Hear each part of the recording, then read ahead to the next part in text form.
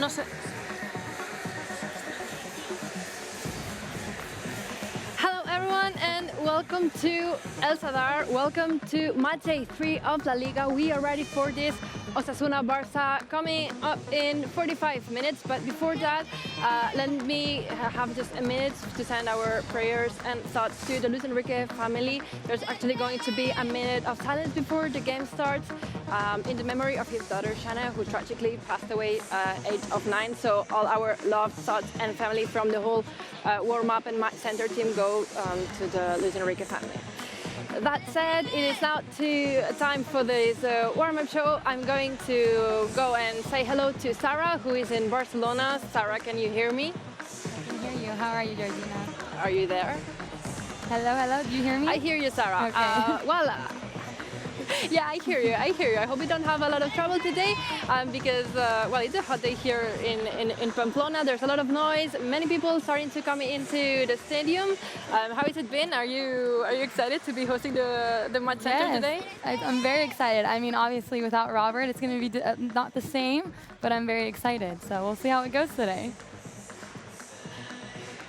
You'll be great. I'm sure of it. Let me say hello to Mai Rostro too. Mai, how are you? Hi, Georgina. I'm fine, and you? I'm good. I can't see you at the moment. I would like to know, what are you wearing today? Because the last day that I saw you on the show, you were wearing the exact same outfit as Sarah. No, it's a So surprise. let me know that please today you didn't call her. It's You will see. You will see. It's an amazing I see shirt. Sarah is in black. Yes. Yes. But mine, you're Okay, gonna. I'm flip sure out of with it. See? Well, I see you. Okay. Let me say hi to Sam May too. Sam, how are you? I saw you the other day. Yeah, I'm good. How are you? Really well.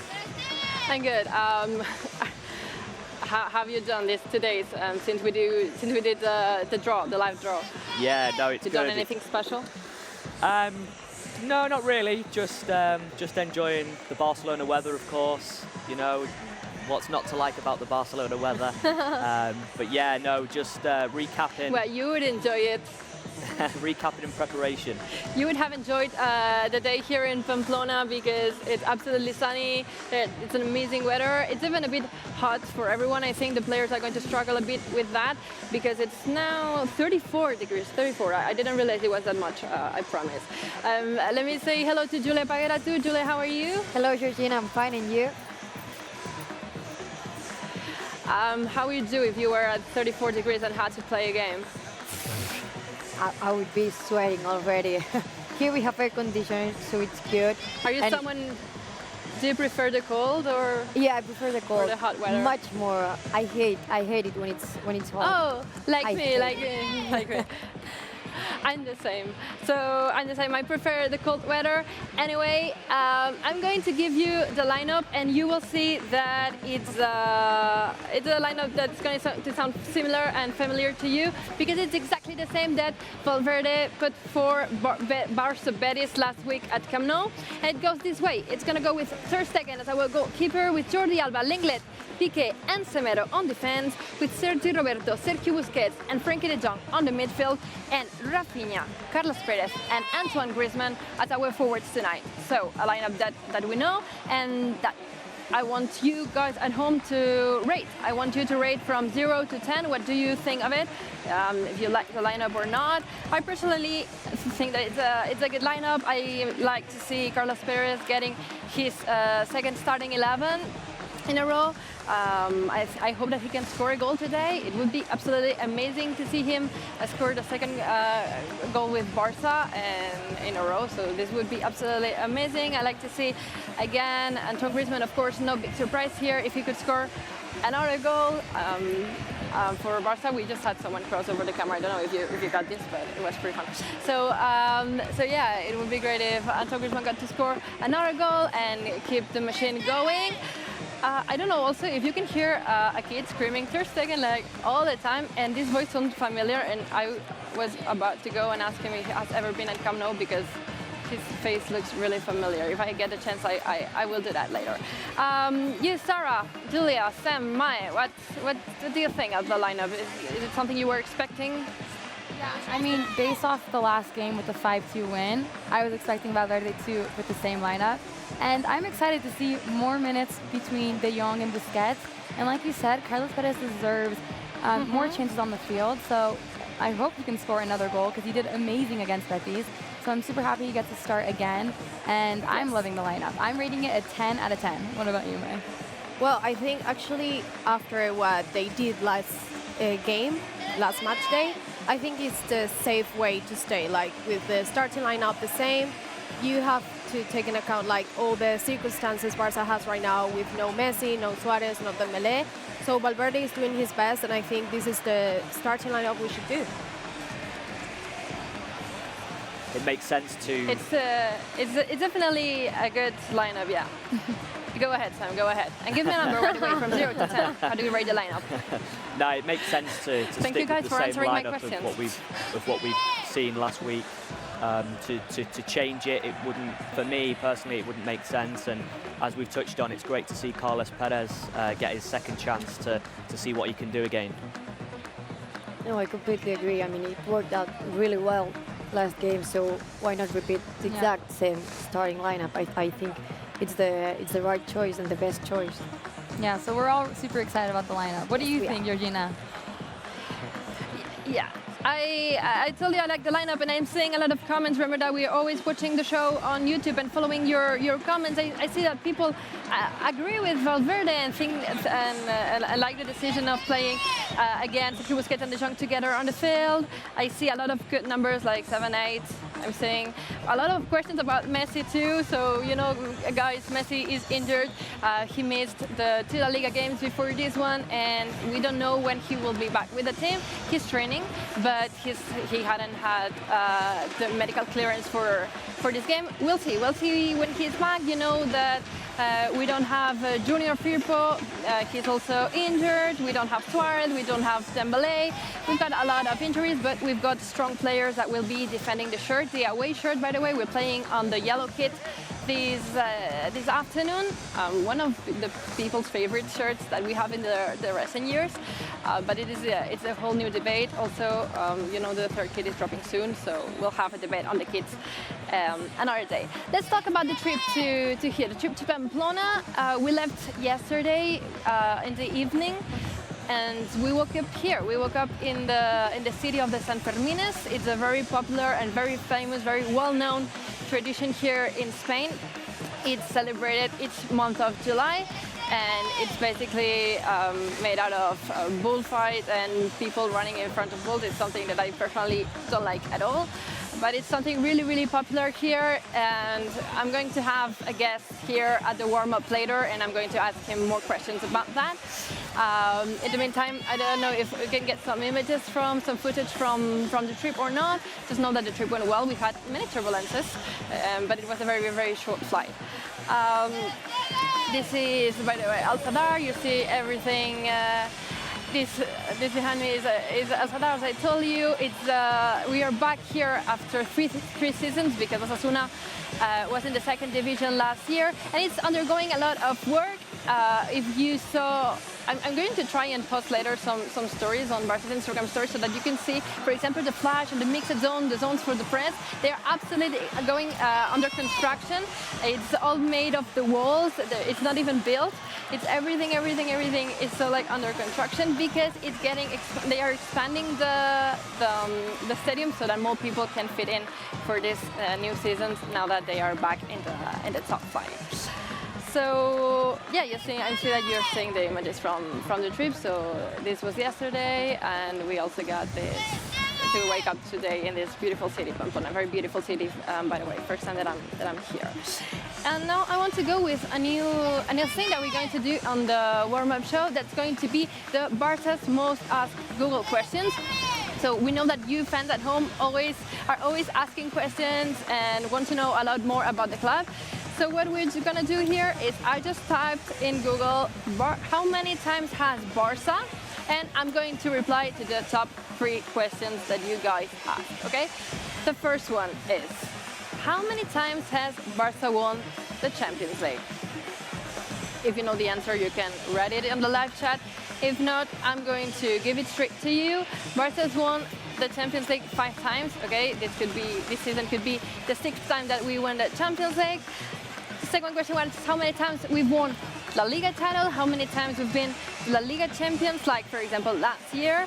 Well, you know that we've won 8 out of the last 11 leagues, something that looks really easy, but it's extremely difficult to achieve. And this would be our 27th La Liga title if we get it, because Barça has won 26 La Liga titles so far. And the last questions that you guys asked like a lot on Google was how many times has Barça beaten Real Madrid? How many times? And there was a tie. There was a tie last year. It was 95 wins for each team. But if you remember, there were 2 Clásicos in the same week, one for Copa del Rey and the other one for La Liga. And the one for Copa del Rey tied, so was a tie. Barça was 94 and got 95. And the one in La Liga was another win for Barça, 0-1 at Bernabeu, and made us become the team that has won the most Clásicos, being at the moment a number of 96. So we'll see this month of October when we receive. I heard the ball. When we receive Madrid at Camp Nou, if we can beat them and if we can make it 97, yeah, we hope so. That said, okay, so I see that Marc Andre ter Stegen is practicing some free kicks behind me, and I'm hearing a lot of balls. So if I see my face is like all frightened, please don't judge me. Anyway, let's talk a bit about the UCL draw. We had a live show on Thursday. You could follow it with us. Sam May was there. I want to ask you guys at home to rate from 0 being easy and 10 being extremely difficult. How would you rate Barca's group for the group stage? And I'm going to ask the same question to Sarah, who, for example, wasn't there, and all of you guys at the Matchcenter, let me know from 0 to 10. How would you rate Barca's group difficulty? I think I would rate it a 7. I think it's a difficult group because we have Inter Milan, Borussia Dortmund, and Dortmund was only 2 points away from winning the league title in the Bundesliga. Let me interrupt you for a second because the players are just stepping on the pitch right now. I'm sorry to interrupt you, but I'm sure you can hear the noise. They are just at the moment sitting on the beach, and even though El Sadar is far from being full, the noise is also, I mean, it's crazy. It's insane. I can barely hear you guys what you're saying, and this makes like a promising ambience. It's going to be crazy in less than half an hour. Anyway, you were saying the difficulty for the Champions League draw. Let me know, well, sorry. Yeah, so I was saying that Dortmund came 2 points away from winning the Bundesliga title. So they're a very strong team, so I don't think that's going to be an easy opponent. And then, of course, Inter Milan, we played them twice last year with a 2-0 win at home, but then we were only able to get a 1-1 draw at Inter Milan Stadium. So I think it's going to be a difficult group. But then again, we have Barça, we are Barça, and we have the best players in the world. So I'm saying confident, but it's definitely a difficult group. What do you think? I would say it's a 7 too, because actually you have another teams like Manchester City, Liverpool, that obviously is not on the group, so that's good for us. But at the same time, this is the Champions League, and obviously you have great teams, and it's really competitive. So for sure, it's like 7 or 8. Like a lot of noise. I don't know if you can hear it, but this is because Osasuna started their warm-up too, and everyone is screaming and cheering. I see AC/DC, AC/DC is playing. I like that. Good choice of music. And I'll let you continue. By the way, Mai, I'm seeing your shirt right now. I like it. I have the same as the players like right now. You need to get me one. I like it. Yeah. But I have to run for all Barcelona to look for it, but I found it. Finally, I got it. It's amazing. It's really beautiful. Yeah. Sam, what are your thoughts on the UCL draw? Well, I'm sticking with my 9 from Thursday because 9? I think it's going to be a really tough task for Barcelona. I mean, I think they're going to win the group. There's no problem, no question about that. But I think it will be a tough group, tough encounters, like we've touched on. Inter Milan, we played against them last season, and Borussia Dortmund, take nothing away from them. As Sarah touched on, 2 points off the Bundesliga title last season. Lucien Favre has done a fantastic job there at Borussia Dortmund since he's come in, and Paco Alcácer former Barca player. Yeah, it's a really good striker. What really good striker, one of the top 19 goal scorers, goals last 19 season, goals yeah. last season. So take nothing away from the opponents that we're going to be facing. Yeah. Julie, are you going for a 9 as well? No, I'm going for an 8. And actually, you know what? This is funny. Between us. No, yeah, I say that. And while I was watching the draw, some people that watch the Matchcenter were talking to me like, Julia, this is the death group, what are we going to do? And I was like, it's okay, keep calm. And I think there's something really good that is that we're playing the first game at Borussia Dortmund Stadium, which to me is the most difficult one and one of the most difficult from all Europe, I think. So I think that's good that we start that way, like, with the hardest one. And then I hope that everything after that would be a little bit more easy. I hope so. Well, we're staying confident, Georgina. I see. I think the same. I mean, I'm confident, and I definitely think we're making it through. But it's not going to be easy. Anyways, I like the group very much because I mean, football is all about competition, and the Champions League is all about playing the best teams in Europe. So, I mean, it's great to have like the chance to visit top stadiums and to play against great teams from the whole Europe. In this case, Borussia Dortmund, you know, Inter Milan, even though we already got them last year. I mean, it's going to make amazing matches. And the first one is, as you said, Julie, is going to be especially difficult having to visit the Yellow Wall in 2 weeks. It's going to be right after this international break, 2-3 weeks. We're going to do international breaks. We play a game at Camp Nou, and then we go. We're gonna fly to Germany to play Borussia. I don't know if you have the emoji box anyway around you. If you have it, let me know, and I will let you to. I don't know if you have it or not. We can draw out our You don't have emojis. it? Okay, no problem then. We're gonna get the box of actually. emojis right now. You just created. You just had like a brilliant idea. And so, okay, I'm going to ask you to draw the emoji that describes your feeling about the Champions League group, and I'm asking the same questions to people at home. In my case, I'm going to go with the face, you know, that got the stars in the eyes. I can't draw it because I don't have a pen and I only have these 2 papers, but that is my emoji. People at home, let me know what are yours, and Matchcenter, obviously, let me know. Let me see. We're about to get the box of emojis, so we'll define the group right now. Okay. But I preferred when you were saying that you were actually going to draw them. I'm not wanted artistic to at draw all. No, I think Me neither. Okay, so my I'm emoji going to is give you some ideas. People, a lot of people online are with the fire, the scream. Some of them are crying, but I don't understand why. Anyway, No, we gotta stay happy, positive. the heart, but mostly the fire. Yeah, I have the You bomb gotta be confident. emoji. Let me know. I have the bomb emoji because I think it's Players the behind toughest, me. one of the toughest groups. So You see them. I choose the bomb. What did you choose, Mai? I choose this one because of the last game, and we have a really fast and really good players, and we need that intensity again and the vertical game. So, can you see it, Georgina? Not at the moment, but by the way that you described it, I can. Okay, you know that's the I point. know the emoji that you're talking about, and I can't wait to finish the live show and go and check it up on YouTube when it's done. Okay, Sam. So The what's the others. emoji that defines the Barcelona's Champions League draw? I've gone for the fire because I think the group It's a stage is shame, going to I be can see it. explosive. Explode. It is. It is. And Julia? Okay, I What picked have you up chosen? this one, like the strength arm, because I think we need so much strength to beat the other teams, but we will have it and we will beat them. I hope Okay. so. We have all chosen rockets, bombs, fire, and a muscle. let's. Can you see them now? All ignition related. Yeah. You see Emojis. them, Georgina? No, I can't. I can't. No. I have to- Okay. Well, I see. Okay. I see you guys now. Okay, I was wait, having there some you go. trouble. I see all of you. It's a very beautiful. Hello. Yeah, it's a good beautiful one. shot that I get now on the phone. People at home are saying, I say, comment. Okay, I'm going to refresh the lineup for people at home, even though you know that it's almost always, I don't know if on the left or the right of my screen, because I'm always confused with this. If not, it's on the crawl, but I'm going to give it to you. We're going with Ter Stegen as our goalkeeper, with Jordi Alba, Lenglet, Piqué, and Semedo on defense, with Sergio Roberto, Sergio Busquets, and Frenkie de Jong on the midfield.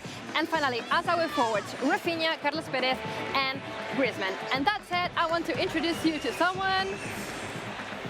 Come here. Hello, Marc Brau. Hello everyone. How are you? Fine. A little bit warm here in Pamplona. It's really not warm. usual that warm here, so it's better for us to be here in the summer and in the winter. I mean, it's 33 degrees. 33 degrees. Okay. I We mean, have some not wind. even in We have some wind Barcelona. that is good for you. So, just quick introduction. This is Marc Brau. He's like the Georgina from the Catalan Barça TV. It's a good channel. word for me. Yeah. Well, like, he's not my boss, but yeah, he's like the Catalan version of me, and Yes. I'm the English version of Marc, and we always Exactly. like travel together. So, you saw me buy this. I'm going to pick it, okay? No. We don't talk about What that. is this? What we is don't talk this? about that. I told you I would do it on the show. Okay. Okay. Do you know what it is? Yeah, I know. This is something that usually people take this in San Fermin. Yeah. So I explained what the San Fermines are. This tradition, this thing that happens in July, where the whole Pamplona city is visited by thousands of people that come here, and there are, it's mostly partying, but there's also like balls involved. But The what do you thing want? here- What do you want from me? I'm going to take this from you, Okay, okay? it's And fine. I want you to show the people how to put it in your neck. I have to say it's the first time I've done that in my life. Okay, so first time that Marc is doing this, and he's doing it live for you guys. Well, he's doing like pretty well. It's red, and most things in Pamplona are red. Yeah, I don't know if they wear it like in the like front. this, yeah. I don't know. It's like here or in the back. I don't No, know. in the back, it's in the back. In the back, Sure, that's for sure. sure. So you see, this is the patron saint of San Pamplona, San Fermin.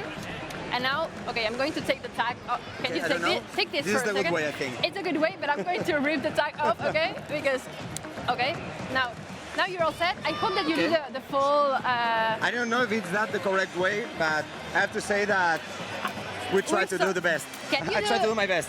Can you sing? Can you sing the San Fermin song? A San Fermin, can you sing it? 1 de enero, 2 de febrero, 3 de marzo, 4 de abril, 5 de mayo, 6 de junio, 7 de julio. San Fermin. A Pamplona, hemos de ir to Pamplona, we have to come. To Is have- that to say? That is the song.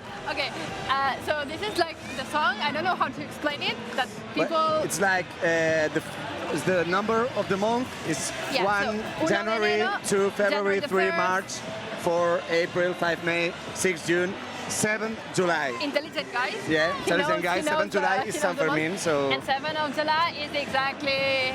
Okay, one thing. Okay, so you guys are at home, so that you know how a TV show works. Okay, I have a problem. You I have got an issue. pictures? Yeah, I have an issue. I told you, if you come to the warm-up, you might get hit by a ball. First day, My head is very First- tough, so it's fine. I was telling you, when we are doing the live show, we get these things in our ears that allow the people in the control room at Barcelona to tell us things, okay?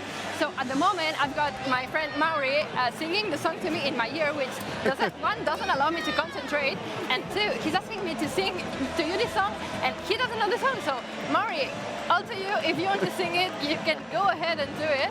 We're going to listen to it. If no, I am very proud of Marc, who sang the 1 of enero. But can I 1 de tell you enero. something? Can I take this out? No. It's very warm here. Until you're done. So Mari, are you going to sing or not? Just to know.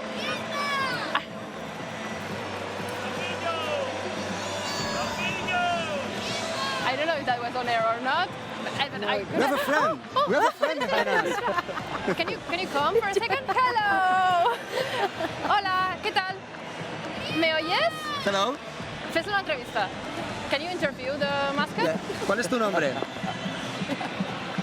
His name is Rojillo. Rojillo, ready. Rojillo. ¿Nos puedes decir un resultado? Resultado Una para el prediction. partido. 1-0 para el Barça. Para Ah, Osasuna. por Osasuna. No. Mira, tenemos una pregunta para ti. We've got a question for you. ¿Podrías cantar la canción de los Sanfermines? No puede. He can't sing because of the thing that he's wearing. Muchas gracias, Rojillo. Thank you very much for featuring on the warm-up show. Oh, another. And she looks like me. Hola. It's a friend. Mira, she looks like me. It's like the Osasuna version of me. Hola, ¿cómo estás? ¿Estás bien?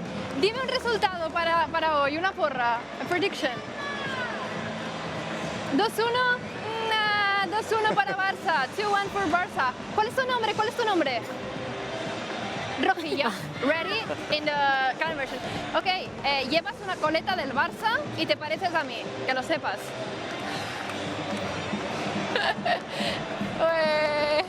Gracias, Rojilla. Adiós. So, okay, these things happen in the warm-up. Yeah, I know. You need to come more often. Yeah, I know. But usually I have to say that in the warm-up we are in Barça TV show Yes. from Catalonia, also from Spain. But today we are live with the handball competition, Super Club, that you can follow live in Barça TV. So that's the you reason are because I in could be Catalonia. here with you. Yeah. So I'm going to ask the handball team to play more often so that you can be here with us. Okay, Mark. Last question, prediction for tonight. What do you think is going to happen? Usually it's a tough field for FC Barcelona, and there's a fact that Osasuna has 26 games in a row without a lose here. But I have to say that was in second division. But I hope that Barça will win 2-0. Do you know the stat that says that Barça has scored more than 7 goals in the last 3 times that we played Osasuna? So this is like good Yeah. for us. But it's a tough field, I have It's to say going to that. be tough. Yeah, Mark okay. is like the conservative fan of Thank you, Barça. Regina. Prediction. Thank you. What did Thank you, say? everyone. Exact prediction. 2-0 for Barça. 2-0. Okay. Thank you very much, Mark. Goodbye. Thank you. Okay, so Mark said 2-0. Everyone like booing at the moment because Barça is leaving the pitch. And I'm going to tell you something. Well, I dropped my card and everything. We've got something going on the website, Barça website. You've got the Guess the Score, okay? What is the Guess the Score? The Guess the Score is a game that we play with you. It's a prediction game. You can go and enter the website. You enter the game. You enter Osasuna Barça, okay? And you're going to see in the top right corner a Guess the Score tab. You enter this tab, and there you can leave your prediction for the game. You can do this from 72 hours prior to the game until the game starts, and you can win things, of course. If you get your prediction right, you will enter a draw in which you can win the jersey of the game. So today you could win the away kit. And just for participating, you can win a ball, a Barça ball, okay? So you guys at the Matchcenter go and do the Guess the Score game and give me a prediction. My prediction for today is gonna be 1-4. Sarah, let me know yours and your friends. My match prediction, I think I'm going to go with a 2-0. And I think Griezmann will open the score Okay. sheet. Yeah. Clean sheet for Ter Stegen. I think it will be a 1-3. Then my Oh, the light is not helping. Okay. But a 1-3, and I think Griezmann will score first. But I hope so for a 1-3. It's not easy, as you were saying before, but a 1-3. Positive things. I'm going for 2-0, Sam. Georgina. 2-0 to Barça, and Frankie de Jong to get the first goal scorer. 2-0.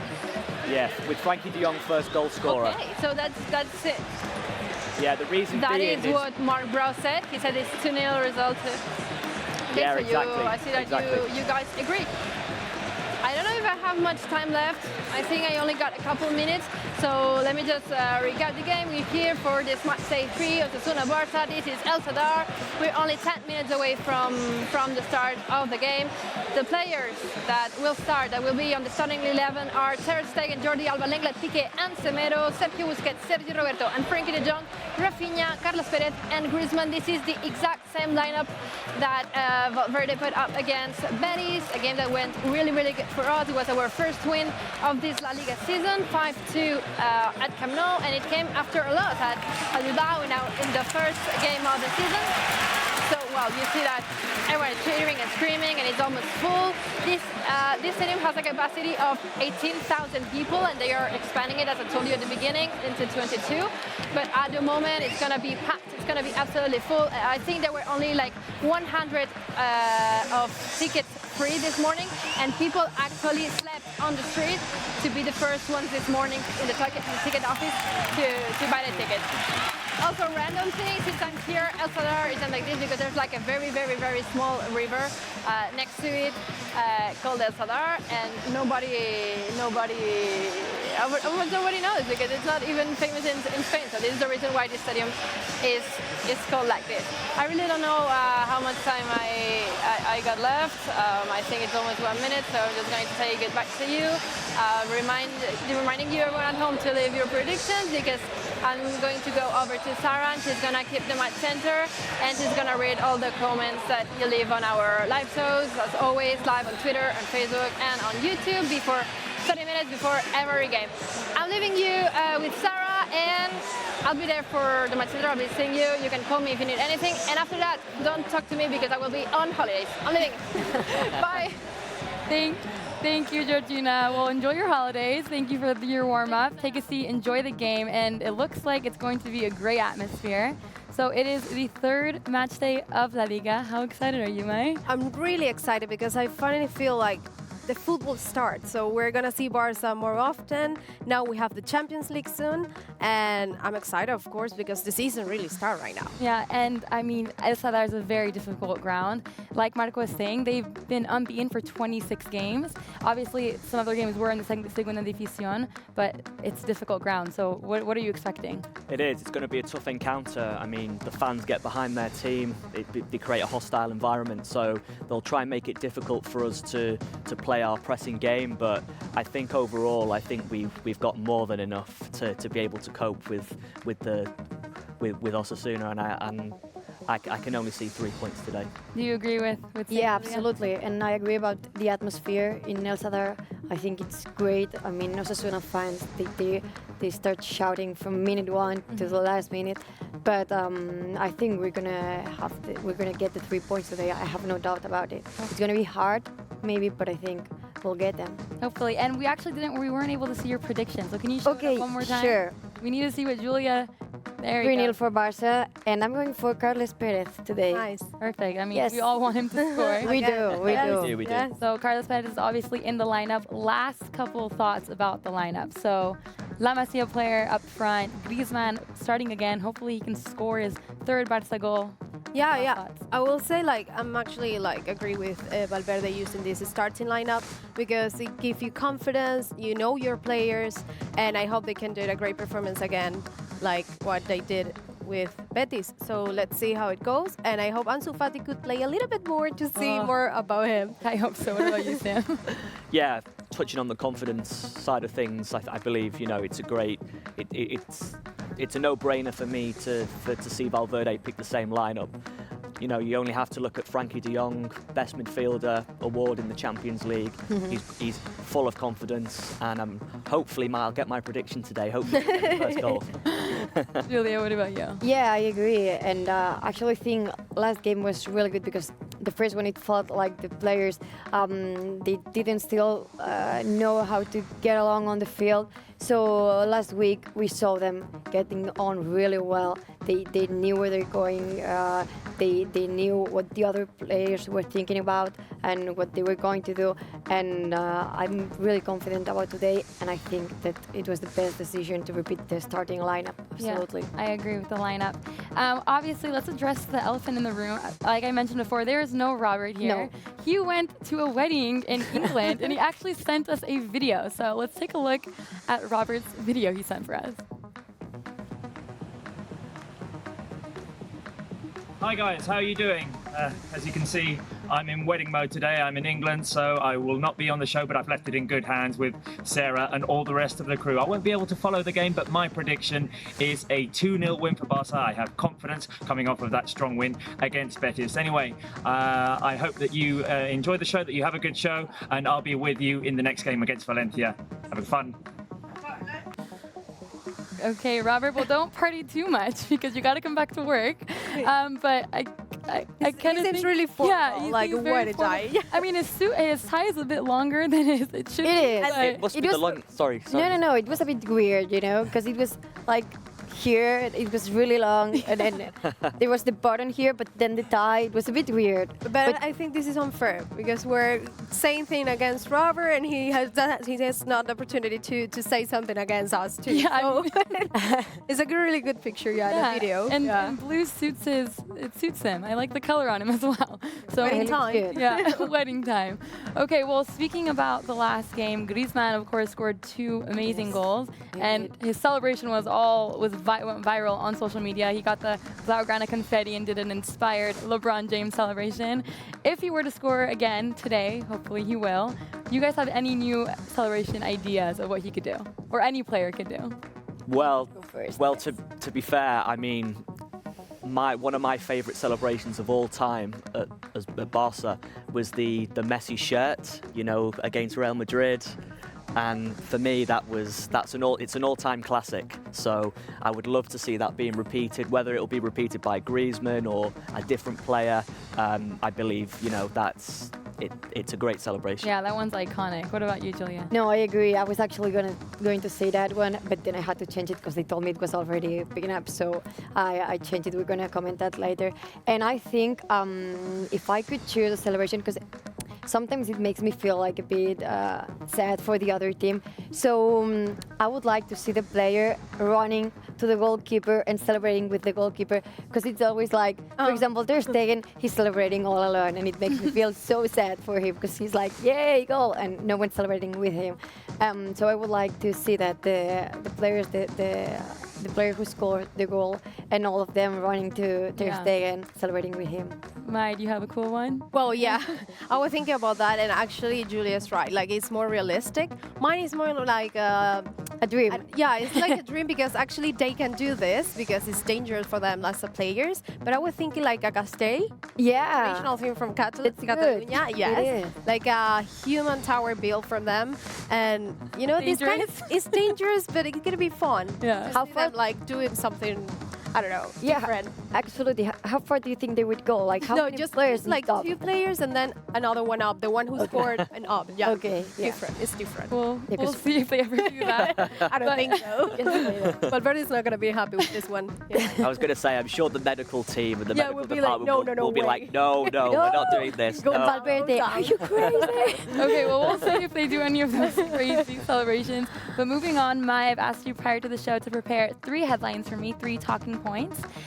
So the first one is continue with high pressing and intensity for Barca. Yeah, the good thing about today is we have the same players as we had last week. So they know how to play.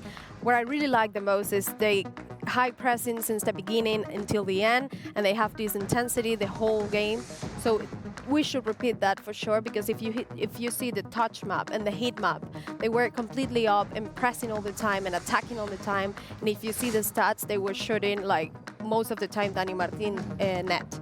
And then the second point, I'm gonna keep going. Yeah, go for it. It's all The yours. second point is keep the lines up and dominating possession. It's the most important thing. Oh, I don't know if we... No, keep going. Okay, Good. I can go. So, if we have the ball and we dominate in possession, we can do whatever we want. And the important thing is to be effective, to have that efficiency we had last week. And the last point, but not least, is take advantage of the circumstances, because we don't have Messi again, or Luis Suarez, or Dembélé due to injury. But we have great players, we have youth players, and we have new players who want to fight and who want to work hard for this team, and they will do great. So we have to take advantage of that and let them do whatever they show they should do, and Valverde trust them. I agree 100% with your talking points. Thank And I you. hope that that's what they do today. I have confidence in them. Before the game starts, we're actually minutes away. Julia is in charge of the social media, so take it away, Julia. Yes, I am. So I'm going to be reading all your comments. So please tell us everything. Where are you watching from? Who are you watching with? Are you on holidays? Are you still working? Are you working and watching the game without your boss noticing that? You can tell us everything you want. What's the weather like in your city? Anything. And we will comment it here out loud. So please leave your comments. Yes, so don't be shy. And also, if you guys go on the website of Barcelona, where the game is happening, Osasuna versus Barcelona, and on the top right-hand corner, like Georgina was mentioning, if you guys send in your predictions, you guys will enter into the contest to win a prize. And who wouldn't want to win prizes, right? Oh my so God, fans that's definitely new. do that. If I will be there, for sure I will do it. Exactly. Okay, let's go over the lineup one last time. So starting in goal, we have Marc-André ter Stegen. In the back four, we have Nelson Semedo, Piqué, Lenglet, and Jordi Alba. In midfield, Sergio Roberto, Sergio Busquets, and Frenkie de Jong. And up top, Carlos Perez, Griezmann, and Rafinha. So final thoughts real quick. Oh, I want to say congratulations to Jordi Alba. Yes, good job, Mike, for remembering. Yeah, his game number 200 in La Liga. And what can I say? I just trust these guys for sure. Yeah. And I know they're going to do it great. And this is the starting lineup for today. What about you, Sam? Full of confidence on the back of the 5-2 victory. Routine win, and looking forward to what will hopefully be quite a few goals. Hopefully. And Julia, Yes. final thoughts. I agree. We're missing Messi, Suarez, important players, but I think the team we have now, they have taken confidence. They have assumed the lead, like they're leading a lot, even though there's no Messi, there's no Suarez, and I think they're going to do great. Yeah. Yes. Well, the game is underway, and of course, like always, we do not have the rights to show the game, but we will try to entertain you as much as possible, show some live reactions, play-by-play commentary, and because we don't have Robert today, we actually have the voice of Nick Simmons from Barça Radio, and he will be commentating the match for us today. So it's a special version of Matchcenter today. It's a new one. It's a new one. But the referee not in agreement, so it'll be a red throw-in. Indeed, the ball goes to Jimmy, being tightly It's really exciting marked to see there them by with the new- Piqué, and this time the ball clearly comes off Piqué. So He corner gets for Osasuna already. Not what we want to see in the starting, not even first minute, but Well, there are the stadiums, so actually our stats in this stadium is not so comfortable, let's say, Yeah. because we have 17 victories, but we have 13 draws and 13 losses, so Yeah. defeats. So it's not like a really good number, but we know it's not really easy to play here, actually, against Osasuna. well, cleared the ball out. But Osasuna still? Okay, we can take a breath, guys. Yeah, It's all good. Goal kick for Barça. For me today, Sarah, I think it's going to be, we just need to stay patient, Yeah. stay calm, and then as long as we do that, the goals will start to come. It's exactly going to be the same as the Real Betis game at the Camp Nou. You know, Yeah.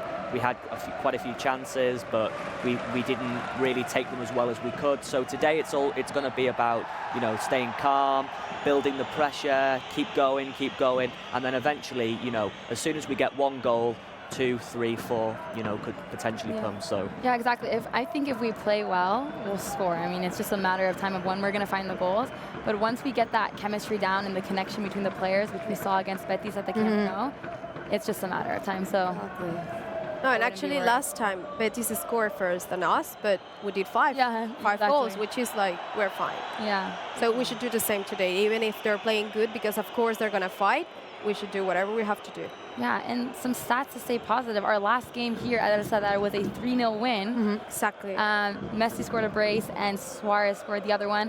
We don't have those two in the lineup, but we have regardless, other players. we have other players. Yeah. We got Griezmann, we got Carlos Perez, and we got Rafinha up front. Okay, guys, I have the first comment Oh gosh. coming from Robert. Oh, So, is it about the avocado? yes, no, I knew no, it. absolutely. He says, good luck with the show, guys. No avocado socks today, but the team will definitely get the win anyway. Sarah doing a great job hosting. Do you imagine Robert in the wedding with avocado socks? I would love to see that. Okay, one moment, I have to put this there it on is. for There 2 it is. hours. I'm watching from England. Go Barça. Well, Go thank Robert. you, Robert. Go Robert. Go, Robert. Such a Wedding dedicated time. fan. Watching Matchcenter when he's at a wedding. So nice. That's We so love you, nice. Robert.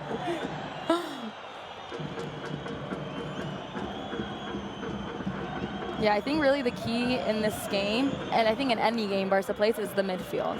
We saw that Busquets had one of his best performances, I think, against Betis. He had a 95.6% of passing accuracy.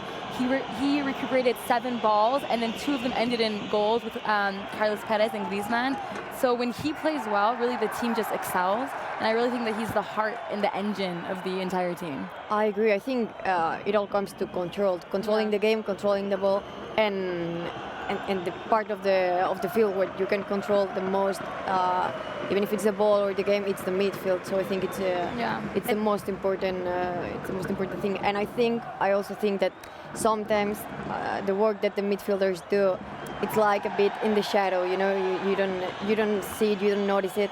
But we've said it here so many times. When they're not there, when they're not good, you can feel it. You can see it.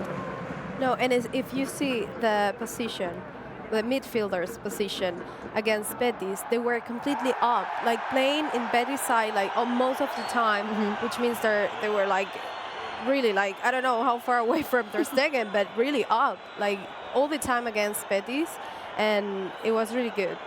And I think, as I said last Matchcenter, I think it's our backbone. Yeah, if they're fine, everything really goes fine. So I agree. Well, we just saw Piqué tackled. Okay, no foul was given to Piqué, and the play continues.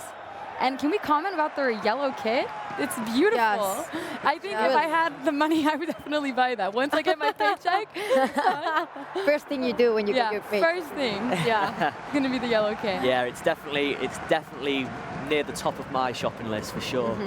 It's It is. really beautiful. And I started from the bottom, the warming up, and then I'm going for the yellow one because actually it's a historical one with Johan Cruyff using it. So 1 second, guys. We're gonna listen to Nick because there's a corner.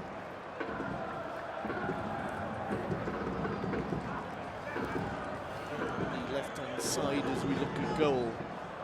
I put my money on Piqué to head it away. So Torres swings the ball in, and it's headed down against the body of Piqué. There's a half-hearted claim for a penalty. You don't really need to do that because the man in the VAR will be looking at it right now, and if it were the case, he'd bring it to the referee's attention. But instead, Osasuna play the ball in. Could be a chance. Oh, it's a goal for Osasuna. The first shot. Wow. Okay. Goal. Well, Osasuna started very early, 6 minutes, and they've already found the back of the net. I mean, we kind of felt it in the opening minutes. They got 2 corners, and then they just kept pressuring and pressuring and pressuring, and then Roberto Torres scored, and it's 1-0 for Osasuna.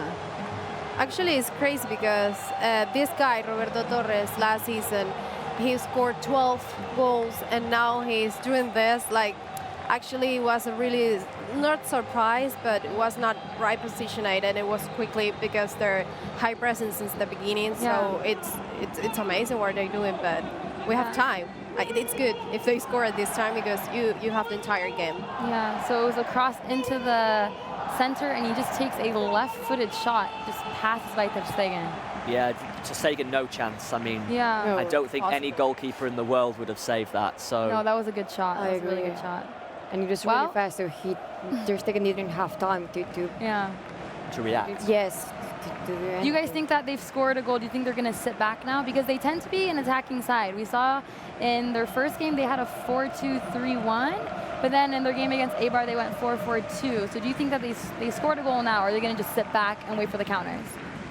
No, well, if you ask me, I think like this is good for the game because it gives you more intensity. So I think they're gonna look forward, but at the same time they have to be careful and they have to go back and save this result. It's not completely okay for them, but that's good for Barça because you have the entire first half and then the second half. So for me, it's like We've got time, right, yeah, Sam? we have Of course, yeah, there's plenty of time. You know, we went 1-0 down at the Camp Nou last week against Real Betis. We're used to this.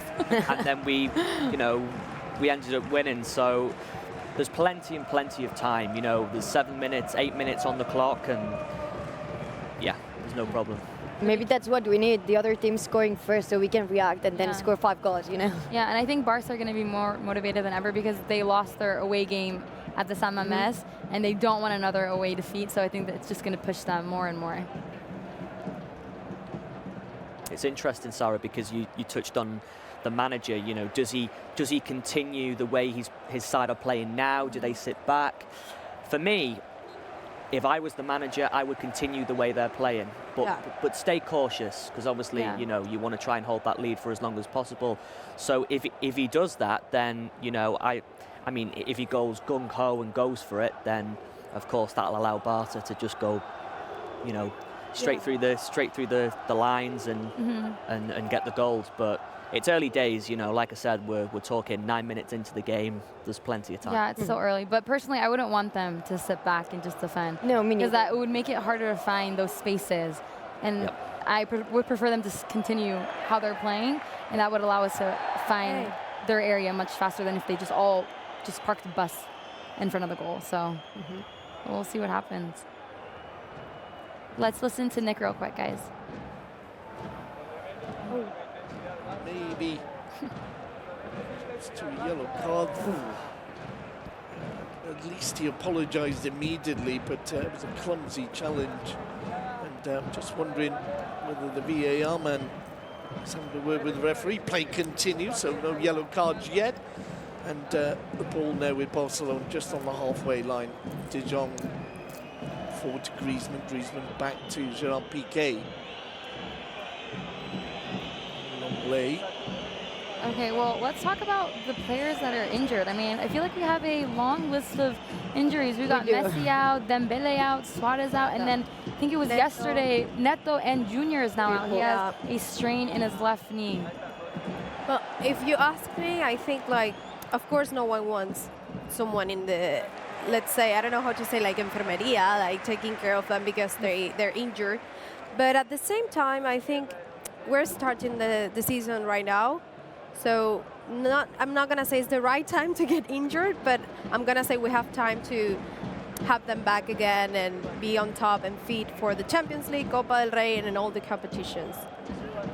And of course, with the players that are out, there is positives to take from that. You know, you have to just look at Carlos Perez, given the opportunity for the second time. We've seen Ansu Fati, the young 16-year-old coming in. So there's plenty of positives, and of course, with Griezmann as well, playing in the number 9 holding role as well, it gives him the opportunity to showcase and be centre of attention, if you like. So there's loads of positives as well as. Definitely these injuries opportunities to players like Carlos Perez and Ansu Fati. Exactly. I agree.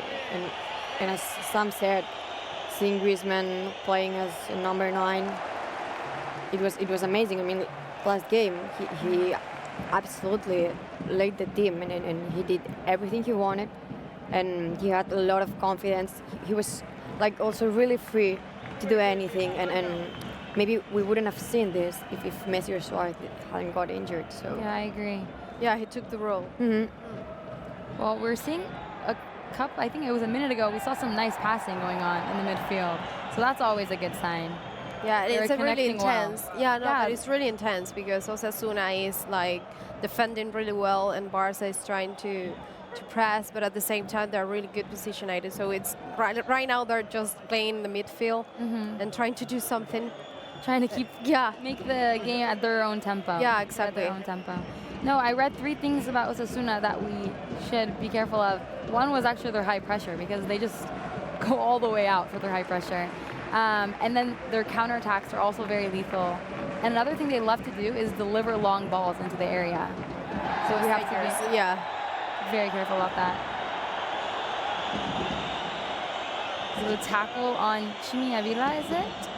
Oh, yellow card. Oh, okay. Oh, but for I think the player, right? He was talking. He was protesting to the referee. From Merida. To play for Barça, yeah. Former Blaugrana, yes. And he used to play for Arsenal. For what? Arsenal, in England. Okay. Yeah. I didn't know that. Very young age. But of course he came through the La Masia and I think La Masia. He came through La Masia and then he went from La Masia to Arsenal and now he's back in La Liga. So yeah, and he's the first player to pick up a yellow card today. It was actually from protesting because Busquets made a tackle on Chimi Avila, but the referee didn't call anything. And Fran Merida got up and started protesting, and the referee had none of it and just showed the yellow card. Very heated game so far in only 13 minutes. Yes, and first yellow card exactly in the first 30 minutes. It's pretty early, I would say. Okay, so guys, are you ready to hear where are they watching us from? Yes, of course, let us know. Okay, so we've got Sheldon watching us from Kenya, Oliver from Sweden, Eugene from Japan, Hachi from Taiwan, and then Christina from USA from Boston. So guys, tell us where you're watching us from, and we'll say it here out loud. We would love to hear where you're watching us from, what's the weather like, if you're on the beach, for example, watching live with your mobile phones, anything you want to say, just please tell us. And of course, Robert from... Yeah, what time is it? And of course, Robert from England. You forgot to mention Robert. That actually is crazy because you said Japan, US, Kenya. It's like Different time zones. Sweden. Yeah. completely different. Right now, in California, on the west side of the United States, it's 8 in the morning right now. 8 in the morning. I told my parents, I was like, you guys better be watching the game today. Early They morning set their then. alarms early morning, yeah. I mean, that's what I would do when I was living in California. Yeah, I you would would set do my that. alarms even for the 4 a.m. games, and I was up and ready to watch the matches. If you're a really Barca fan, You you have to do it. I would actually set my alarm 20 minutes before, so I could like Warming actually- up? Yeah, like actually wake up, so I don't like if it's the game's at 7, I would set it for like 6:40. Quick I thought you were coffee. saying like I start running No, not warm around up. the couch No, at no, no. home because bury myself. No, because once you wake up, you have to like actually open your eyes and start Yeah, like, you be can't just focused. watch the Yeah. game. Yeah, You gotta I get know. yourself prepared. Sarah things, right? Yeah. Okay, guys, let's listen to Nick real quick. He's gonna commentate a bit. Occasion. Jimmy comes in. Stubinian back to David Garcia. Garcia lifts it out to the right-hand side. Alba anticipates well and gets the ball away from Nacho Vidal. Alba on the ball now.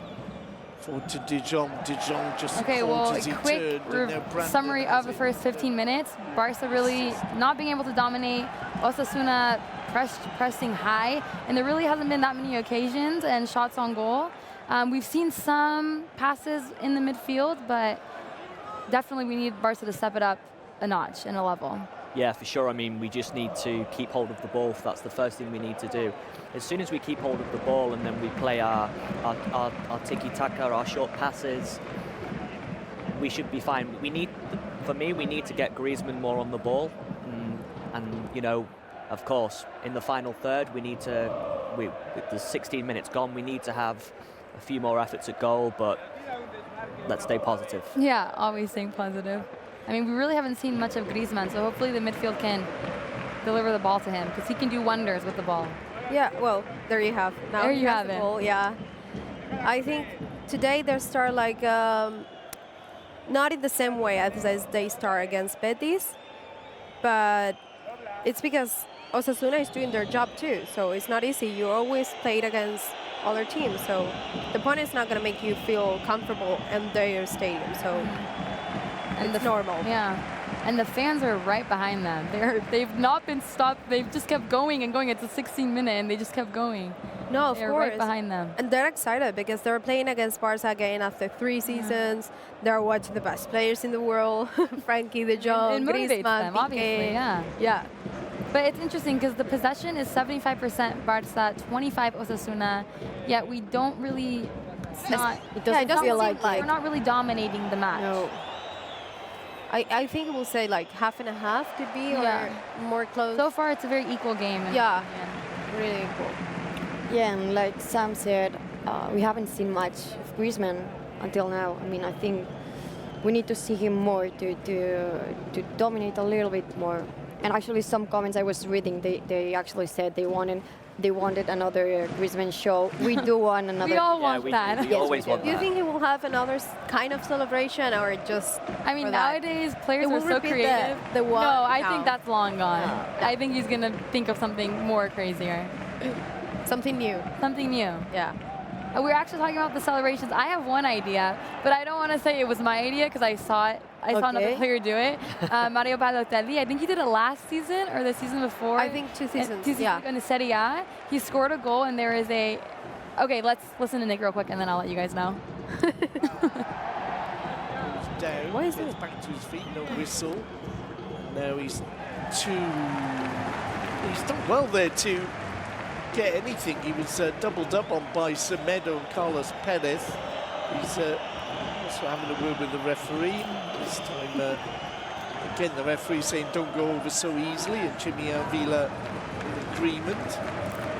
And, it's a third corner for Osasuna. Again on the left-hand side, he's played short. And the ball whipped into the far post, just kept in, but Rafinha was able to chest it back, and the ball cleared. So the ball was whipped in, but we were able to block it and clear it out. But Osasuna are back in our area. Jump into the air, headed Barca's back towards the area having to by keep clear out the ball. We Good don't want them near our momentum goal. No, Stay away. and it's like they're always finding a way back to our area. Yeah.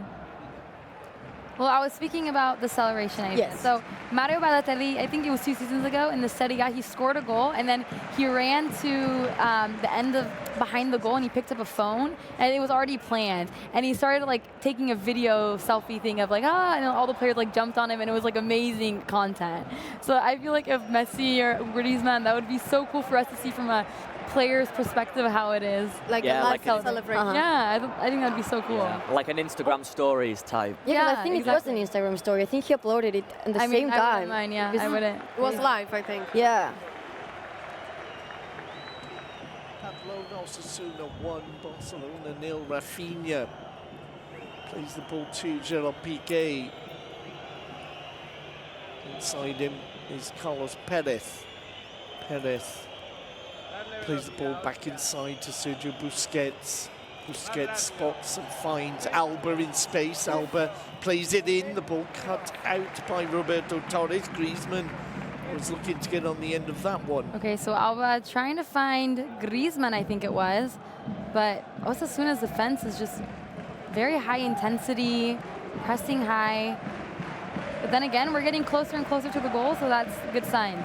I really think it takes, close one. I really think it takes about 20 minutes for Barca to really get into the game, so I'm not worried. No, and actually, like we said, it happened to us last week with Betis, so it's just like 20 minutes in. We have plenty of time to turn the result around. Yeah, we're just seeing the replay of Torres' goal. It was a really good goal. Left-footed cross Yeah. to a left-footed shot. All lefties. It was impossible for Tesla. Yeah. No. Yeah, no It was chance really for good no chance for the yeah, goalkeeper. Yeah, no chance.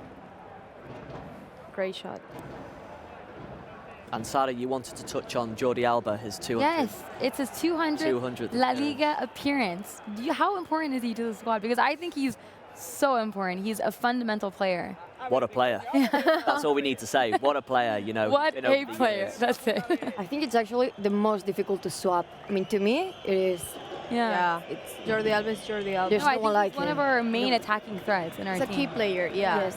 And Jordi Alba with Messi. Oh, it's another Can you story. beat that, please? Another story. Impossible. You can never stop those two. And his pace, he's really fast and good, and he's always thinking about attacking and be linked with Messi. Yeah. It's like it's Jordi Alba. No, and his decision making is also very good. He knows when to play the ball, when to make the run, when to receive a ball. Everything he calculates so perfectly.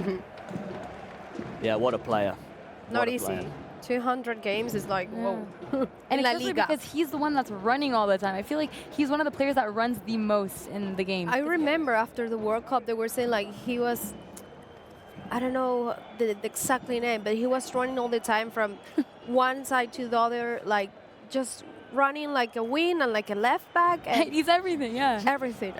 My dad calls him, in America, the batteries are called Energizer? Energizer. Yeah. Okay, We call him like the Energizer bunny. That's what we call it. Yeah. It's like that. He's like My that. dad's like, oh, there goes the bunny. Again. And he's like that all the game. Yeah, it's incredible. The to entire keep his game, yeah. level and his fitness like that. It's insane. And of course, Oh, let's listen to Nick real quick because we have an occasion. It's blocked. And now Barca have it again, playing it into the box. Plenty of yellow shirts waiting. It's out with Alba. Alba plays it in, headed away by Adriane, and it'll be a first corner. And that is the result of Barca's first real attack of the game. They were forward in numbers there, so it was a and of course, Sarah, vital header Jordi away. Alba, one of our own. Born in La Hospitalet. Yeah. Down the road. Close so- by. The corner, right? Let's listen to players Nick, who, guys. May or may not be pushing and shoving. Played to the edge of the box, played in. Adriane heads it away. There'll be a free kick for the perceived Well, we push saw by they got the Genoa. corner. Carlos Perez tried to shoot it with his left foot again, which was how he scored his first goal, but cleared out, and they get a goal kick.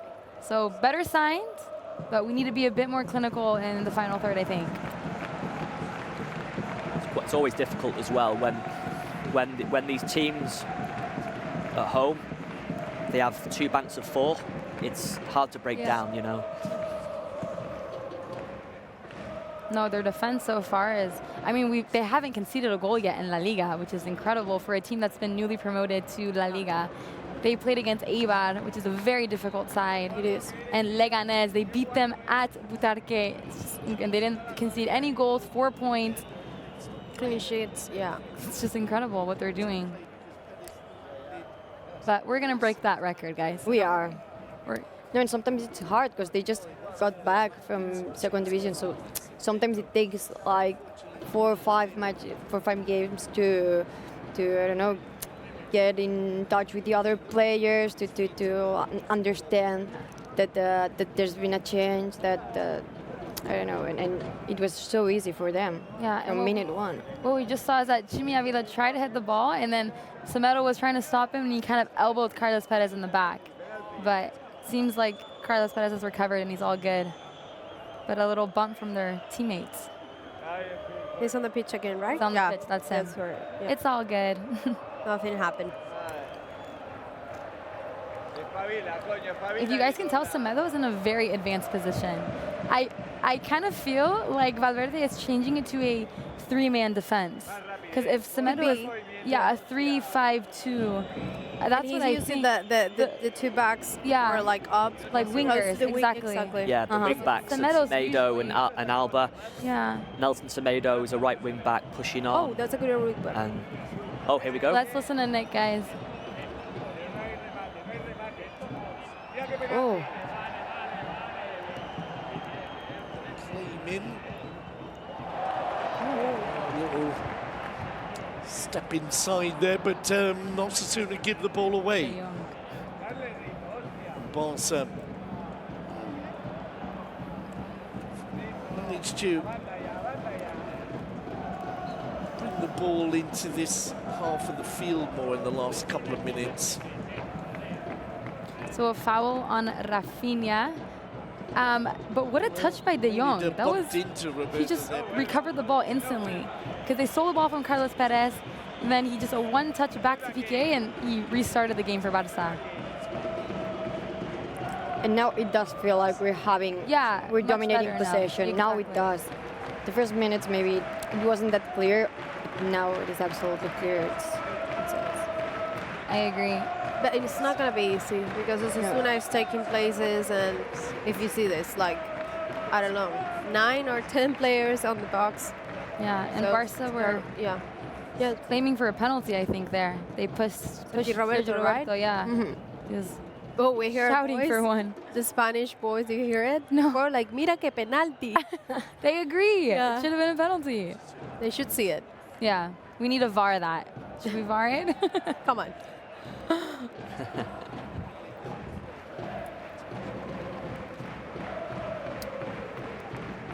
Jimmy Avila is also a player I think we should really keep an eye out for. He was great with Huesca. He scored 10 goals last season. Okay. No, he was their key player. Yeah. I'm glad he's playing still in La Liga Santander and he didn't go down to the second division. Because he's a player that deserves to play in the Spanish top flight. His skills are top class. Yeah, he's a player who can cause Barcelona a lot of threat, you know, as we touched on. Yeah. 10 goals last season for Huesca. So now we're seeing a bit more possession by Barça, but that pressure from Osasuna is not dying out. It's like they have lungs of like babies or teenagers. They just keep going at it. But eventually they're going to have to tire out. They can't do this all 90 minutes. That's the point. And then once they stop, that's when we can take advantage of that. I hope so. But I think that's the point. Like, they're going to start like this, and they're going to take so long to be like 100% fit and fighting the entire game like this and pressing all the lines. Because they're gonna have to slow They're down. tired. Quick thing, people on Twitter are asking, Sam, where did you get your shirt? It's the Ah, talk of the town right now. hello. Where did you get it? We want to know all the info. What size is it? Where did you get it? How much was it? I actually bought it in England. Oh, Yeah, I bought it in really? England in a place called Cheshire Oaks. Ah. It's like a shopping outlet. Okay. Right. So yeah, it's. Do you want to know the brand or no? You can tell it's a robber and he can buy the crew stuff. Oh yeah. Why not? Yeah, so it's it really for me it stands out and. Real quick, guys, one of my let's listen to favourites. attacking. Let's listen to The Nick. area, or looking for the best option, and they almost lose the ball, but well recovered indeed. So it wasn't. Osasuna was in an offside position, so we get to restart play. Sam, I'm sorry, take it away. What was the brand? The brand's Hugo Boss. Hugo Boss. Okay. Yeah. Ah. It's it really stood out when I was buying it. So. I'm guessing it's pretty pricey if it's Hugo Boss. It was. Maybe Yeah. we should tell Robert. I can't remember the price of Okay. it, but yeah, it was at the time. Yeah. Full time. So right now, they are having a water break because of how hot it is right now. Of in 34 Pamplona. degrees, Georgina said. So Yeah, that's insane. Being to be able to play under these conditions is something It's hard. very difficult. So And actually, quick it's water sunny. break. It's sunny on the pitch. Yeah. So for the players, it's more complicated in that way. Yeah, They're and exhausted. we're seeing, of course, Roberto Torres' first goal. It's 1-0 right now for Osasuna, but Barça are kind of getting their momentum in the game. We're seeing more passing in the midfield and more of Carlos Perez. We still have to see a little bit more of Griezmann, but slowly but surely we're getting there. No, and now we're seeing Valverde talking with the guys, and maybe he's giving the feedback. Like, maybe change some positions or do something different, because actually he's seeing all from behind, and he knows what he has to do. Yeah. You just touched me. I'd be like, I think he just dumped a whole gallon of water on him. He was like soaked. Well, if you see I that, don't blame him. sweating like crazy. Yeah, I don't blame him. I would not be able to do that. no, me neither. I mean, I've done it before, but I mean, not 90 minutes, obviously, but I've done it in like very bad conditions, and my face was a tomato after. And my mom came and she was like, "What's wrong with you?" And I was like, "It's all about football, Mom. You don't get it." And you feel like the blood pressure. Yeah, you know, everything like is just like you're boiling. Yeah. You're boiling. exactly. It's not healthy. If you had an egg, you would fry it here Yeah, in your exactly. forehead. So I'm glad they're taking a water break. They're putting some water on their face. Much needed in temperatures like Like a little shower. Yeah, mini quick shower for Barça. Exactly. And our line has moved up a lot. We see that Piqué, Sergio Busquets, even Longley, they're all in Osasuna's half. They should have that high lineups, to be there, like close the space for Osasuna. Offside position What? again. Okay. Yeah, that's what it was. Offside position, and Osasuna will restart the game. And yellow card for Sergi Roberto. I think it's pro, because he was talking to the referee. Yeah, I think it was for Protesting, yeah. protesting.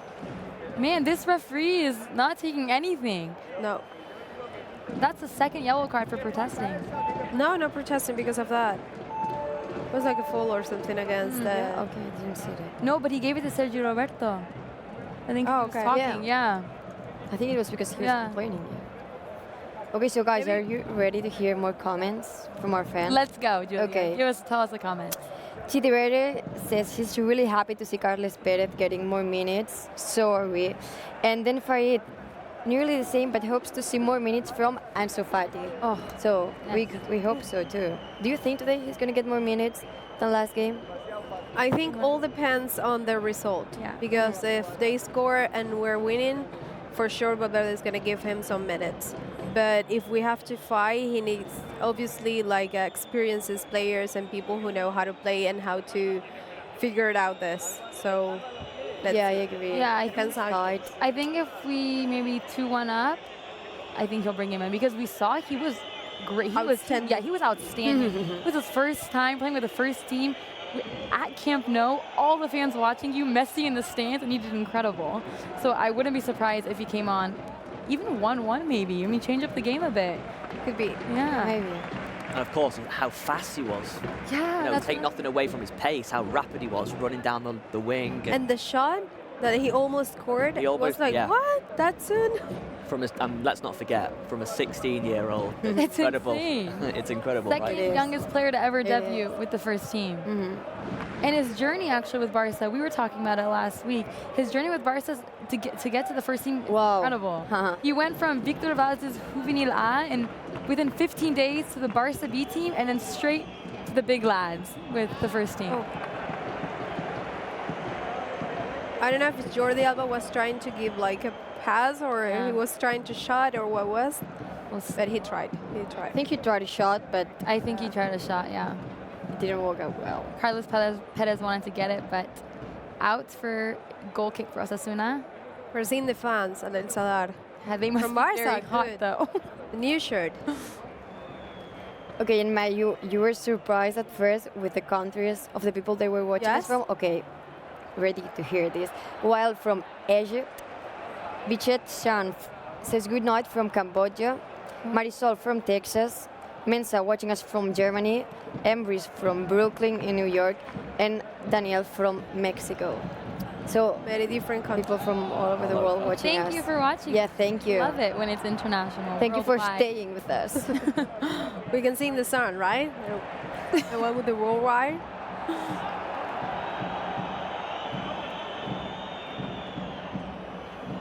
Okay, let's listen a little bit to Nick, guys. Time. It's Osasuna leading 1-0. Piqué out to Semedo. Semedo cuts the ball back into the centre circle. Longley to De Jong and Busquets. Longley forward to Rafinha. Alba in space on the far side. Back he'll go to Rafinha.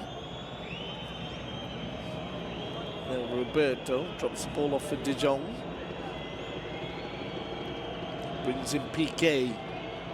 Everybody except Ter Stegen in the Osasuna half. The ball on the right now with Carlos Perez. Perez into Semedo. Semedo to Rafinha. Semedo was blocked as he made his run there, but apology offered and accepted. Barcelona maintain possession with De Jong. Out it goes to the left to Alba. The return pass. Okay, well, is a we see that ball Barca are making a lot of passes, but the defense of Osasuna, it's literally like a bus. They've just parked it. They're not letting them get in. Semedo's trying to find those spaces to feed the ball to Carlos Perez or Antoine Griezmann, but it's just becoming very difficult. And Frenkie de Jong now with the third yellow card of the game. What happened? Let's watch the replay, guys. The referees not being lenient. Yeah, today. not at No, all. I was thinking the same.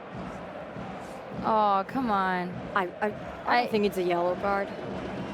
Yeah, he kind of got a bit I can late. understand it. Maybe a slide tackle into Roberto Yeah. Torres. Not for a yellow card. It's the first time he touched someone. Mm-hmm. Yeah, It's he a kinda little bit aggressive.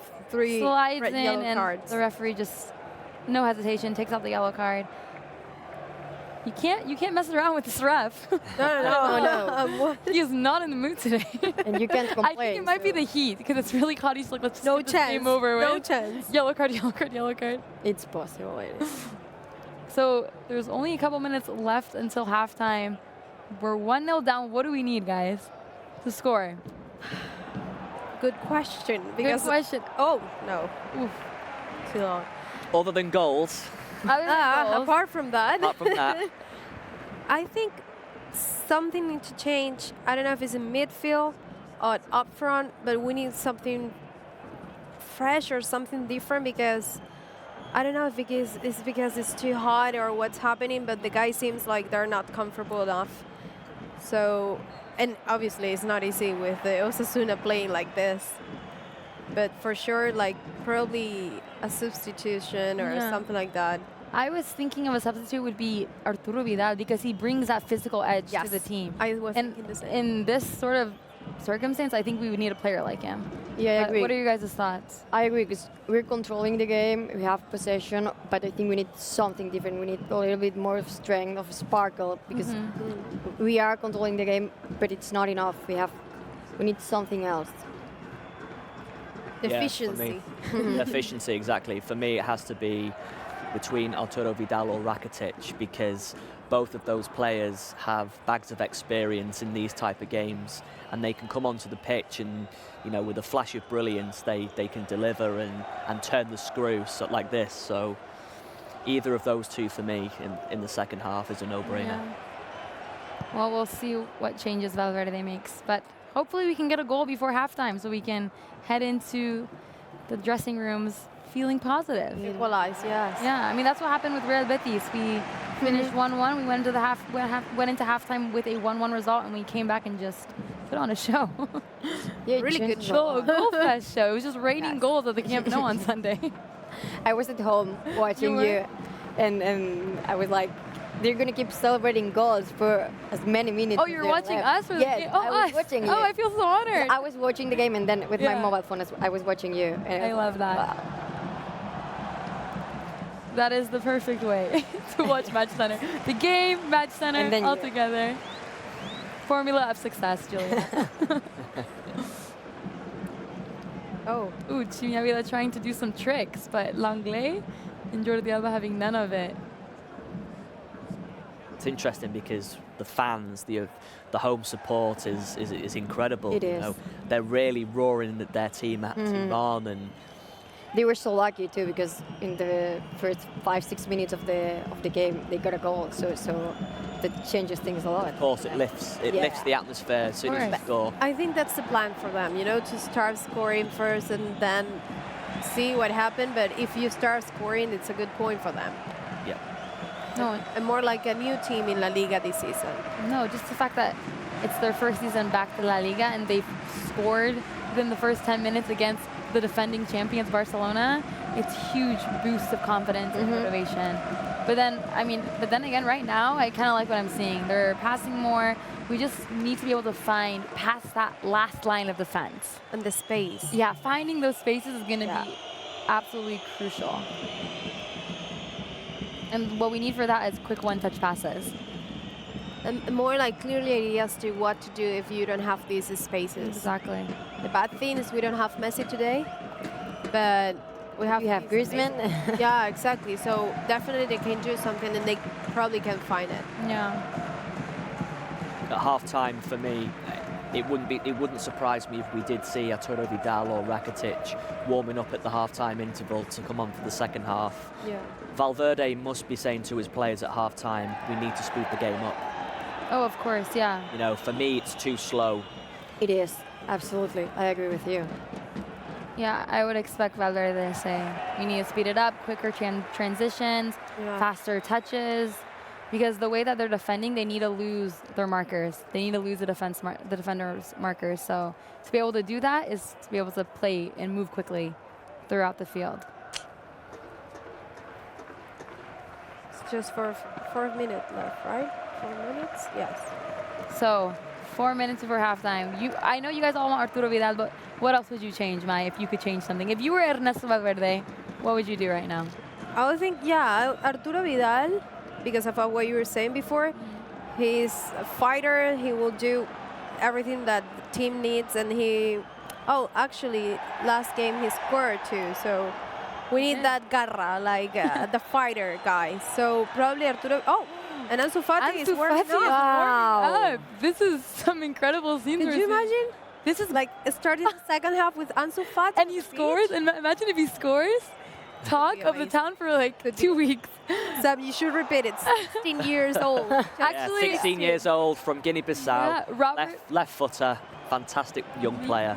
This is what we like to see, guys, isn't it? Yeah, Robert we do. actually messaged me before the match saying Ansu Power, and I wrote #Ansu Power. We should just make that a thing now. He's It's an coming on. option. Yeah. Another yellow card. So friendly. Let's see what happened. It's a yellow card for Osasuna. Yes. A foul on Clement Langlais. Yellow card for Brandon Thomas. And now we see Artur and Ansu Fati warming up. We were hoping for more minutes for Ansu Fati, Yeah, and and we're he's getting already that, warming yeah. up. Like, That shows you, yeah, actually, it's a great player, because if Valverde is. is trusting him to give him the chance with 16 years old, it means you're fabulous. yeah, and I think it's a good player to turn things around. Fabulous. I was reading some news and stuff, and they say, like, actually, the entire staff and even Valverde was really surprised about his performance and his confidence and the way he's, performing in the training sessions. So it's a chance. We have for Lenglet. You guys, let's be careful because Langlais is on the ground. He seems like he has a lot of pain in his left ankle, I think. The two doctors are assessing what's happening, but hopefully he'll be able to get up and continue playing because he's a huge part for our back four. Of course, he would be, if he was injured, it would be a huge blow. Yeah. I mean, we do have Samuel Umtiti, who's 100% fit, and we haven't seen him yet this season, so we have a great replacement, but obviously we would never want Clement Langlais injured. He's crucial. And he's a really good, let's say, couple with Piqué. Defending, they're really strong together. It seems like he is okay. Well, that's good to see. He's still kind of limping, but I think he's going to just shake it off. Good, because we don't need more injured players. We don't want that list getting longer. We don't want that to happen. Please take care. Please take care of yourselves, guys.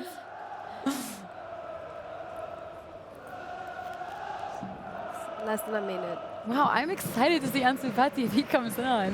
Why if we start very in the second half since the beginning? That could be an option too. It could be. Maybe. Oh, we see Carlos Perez was making the... Oh, Sergio Roberto was actually making the run. But too long of a ball. How many minutes of extra time do you guys think? I kind of just want to score a goal and go to halftime. I don't want to... What? 4 minutes. Why 4? I mean... Perhaps the referee just thinks with the... I think every single time you took out a yellow card, 1 minute, 1 minute, 1 minute. 4 minutes, I think, is too much. Yeah. But that gives us time to score, Mai, right? No, that's good. That's the point. Like, to equalize or something. Exactly.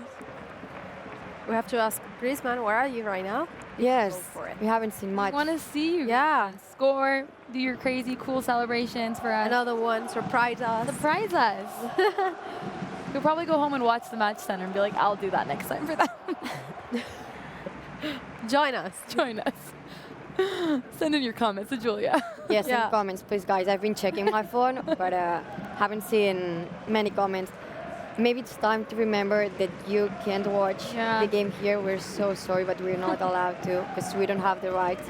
So you're gonna watch us commenting the game and entertaining you, which is also a really good option. Yes, it's a very good option. We'll try to entertain you guys as much as possible, but unfortunately we do not have the rights to show you guys the game. But we wish we could. We wish we could. Yeah, exactly. We wish Stay we with could, us. but unfortunately we can't. It's so hard to see the players because of the sun. Yes, in that part of the pitch. Yeah, on the left-hand side, it just kind of goes all lightly. light. Yeah, it's so bright. You could just see there, Sarah, possession stat, 72% in favour of Barca to 28. So we've had plenty of possession, but we've seen only a small amount of the ball from time to time, and we just need to have a bit of spark, you know, from the likes of Griezmann, Carlos Perez. We're just missing that at the moment. Yeah. I mean, we're dominating in possession, but we need to be a bit more effective with our possession, like you said. Yeah, it seems like the coaching staff is giving Ansu Fati some instructions of what to do when he comes on the field. Wow. We are going to see the 16-year-old Ansu Fati play his second La Liga match with Football Club Barcelona.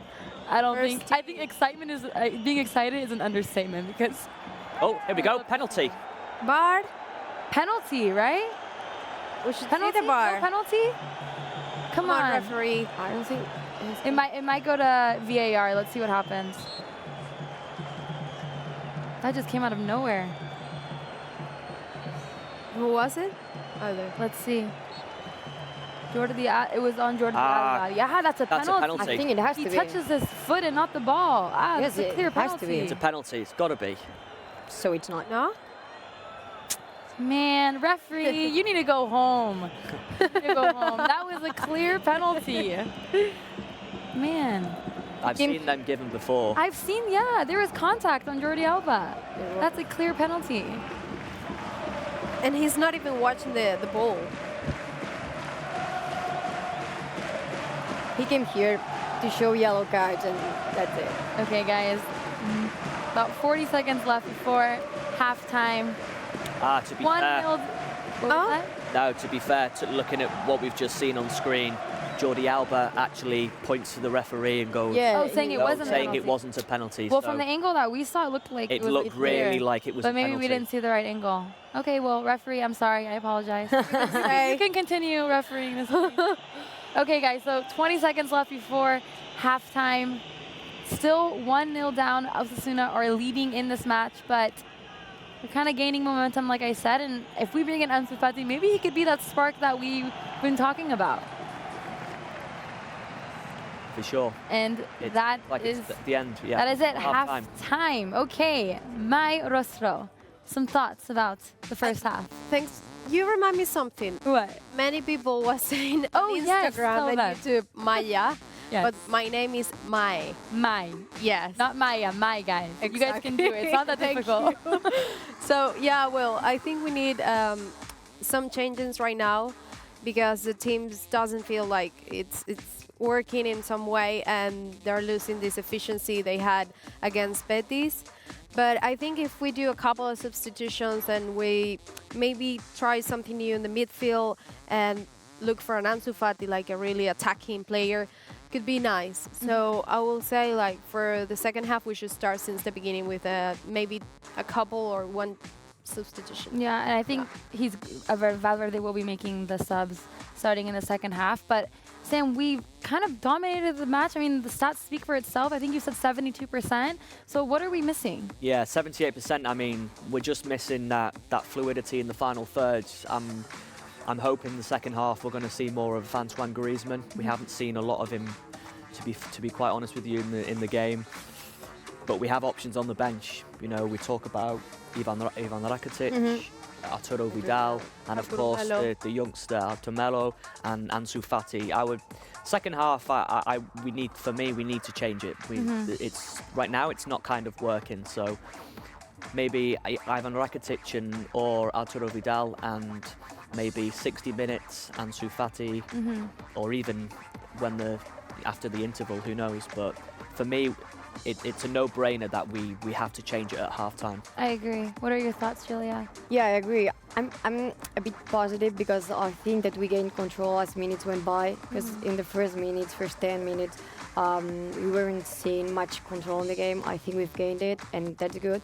But we need some players in the field who turn things a little bit around. And I think Ansu Fati is the best. Well, I don't know if it's the best option, but it's a really good option. And maybe when Ansu Fati comes in, Griezmann also, I don't know, maybe he activates a little bit more. He gets a lift from. Yeah, maybe. Let's hope so. Yeah. Okay, guys, let's take a look at this. Very style. Says crushed on Sam's hairs. Everyone likes your hair. You gotta tell your secret, Sam. Well, I didn't do my hair today because whenever I come in here, we've got a lovely lady. Tanya. Tanya does my hair, and she's watching at the back over there. So, yeah. Smiling. Credit to Tanya. Massive credit to Tanya. Totally. Okay, so on Monday, Barca revealed the Johan Cruyff statue, and then on Tuesday, it was the inauguration of the Johan Cruyff Stadium, where Barca's U19 played against Ajax, and Barca's captains were there. Messi was there, Sergio Roberto, Sergio Busquets, Piqué, and even from the women's team, Marta Torrejon was there, and Frenkie de Jong was also there because he used to play for Ajax. So we have a special video for you guys. Let's take a look.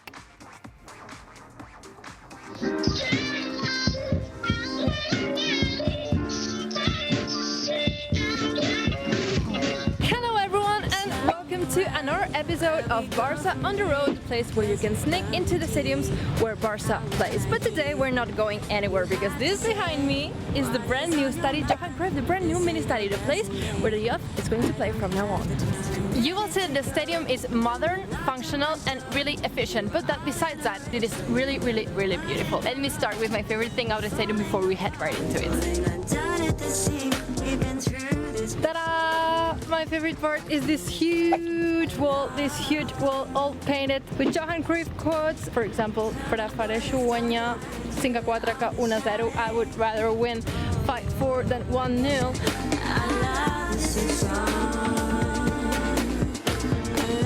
is too strong. So who will play here? This will be the home for the Barça B team, the reserve team, the women's team, and it will also host the youth league games. This right here is the door that the players will use to enter the stadium.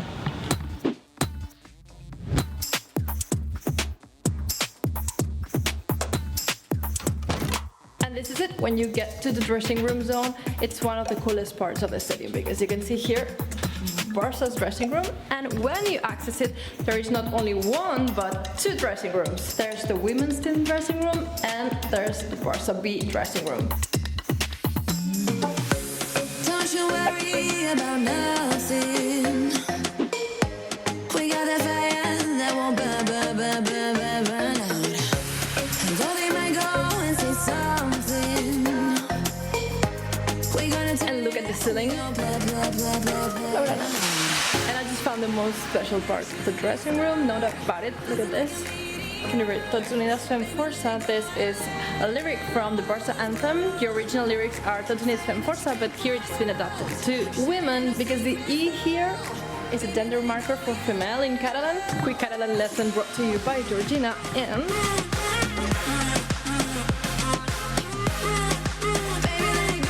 this is a space that mixes the two dressing rooms.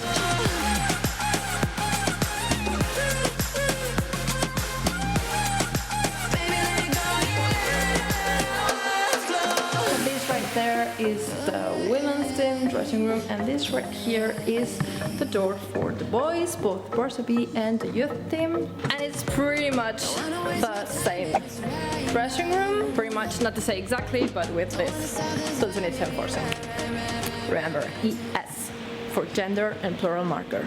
And once they are ready, they can go to the pitch.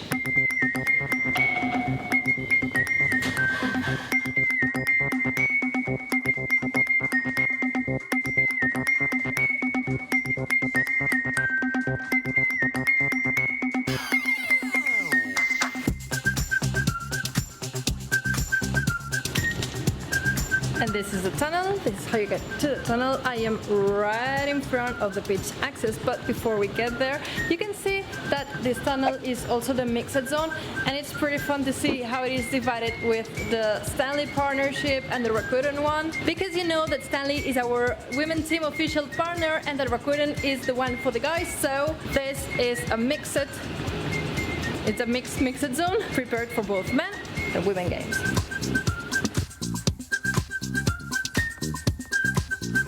And obviously for a stadium named Johan Cruyff, you could not miss this quote, Salid, it is for that.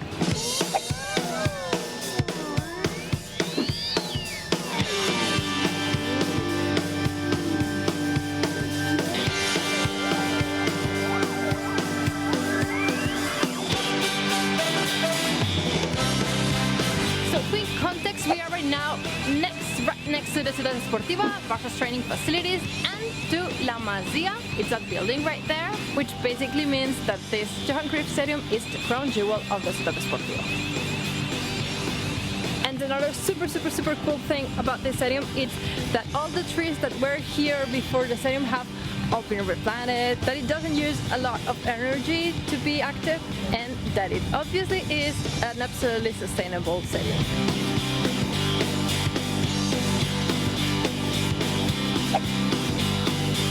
These are the benches, really comfy, and with a great view of what's going on in the pitch.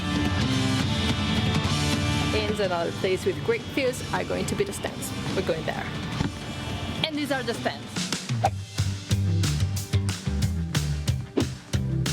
The stadium's total capacity is 6,000 people. It's going to be 5,000 in the sitting bowl and 1,000 in the main grandstand.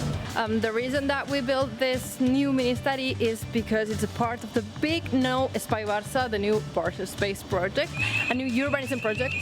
Thank you for testing the alarms right now. So this means basically three things. One, this is a new mini study. Two, the old mini study is going to be demolished. And three, that is where the new Palau Blaugrana is going to be built.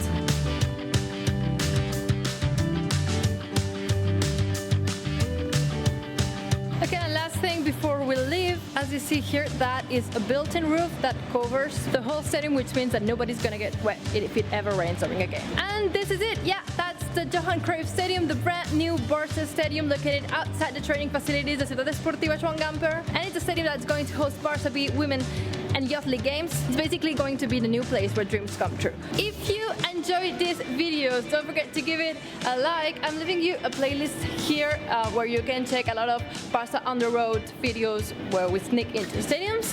As always, subscribe to our YouTube channel right here, and we'll see you soon with other stadiums. Bye. Hello, Georgina. Can you hear me, Georgina? I'm here with you, Sarah. We just watched your video about the Johan Cruyff Stadium. It looked amazing, the dressing rooms, everything. How was your experience? It was great. I wasn't there at the opening ceremony, but I went there the day before, and it's a very modern and beautiful stadium. I think it will fit both the Barça B and the women's team very well.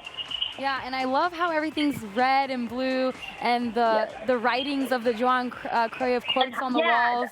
Have you seen the big wall outside on the parking lot? I mean, I didn't say, but based off your video, I saw it, and I want to go visit it now and just take pictures of it. It's amazing. Yeah, take pictures. It's absolutely Instagrammable. Yes, definitely Instagrammable. We're actually seeing a picture of you with Osasuna's mascot. You're hugging your twin. Rojilla. You're hugging your twin, Rojilla. Yeah. I will send her do the warm up one day in another city. We will invite her. I'm sending the picture now. Well, you guys you guys look very cute together. How are you seeing the game? How is the game going at the stadium? To start with, the atmosphere is insane. It's one of the most ferocious ambiences that I've ever seen in a football stadium, for real. And of course, the game is not being great.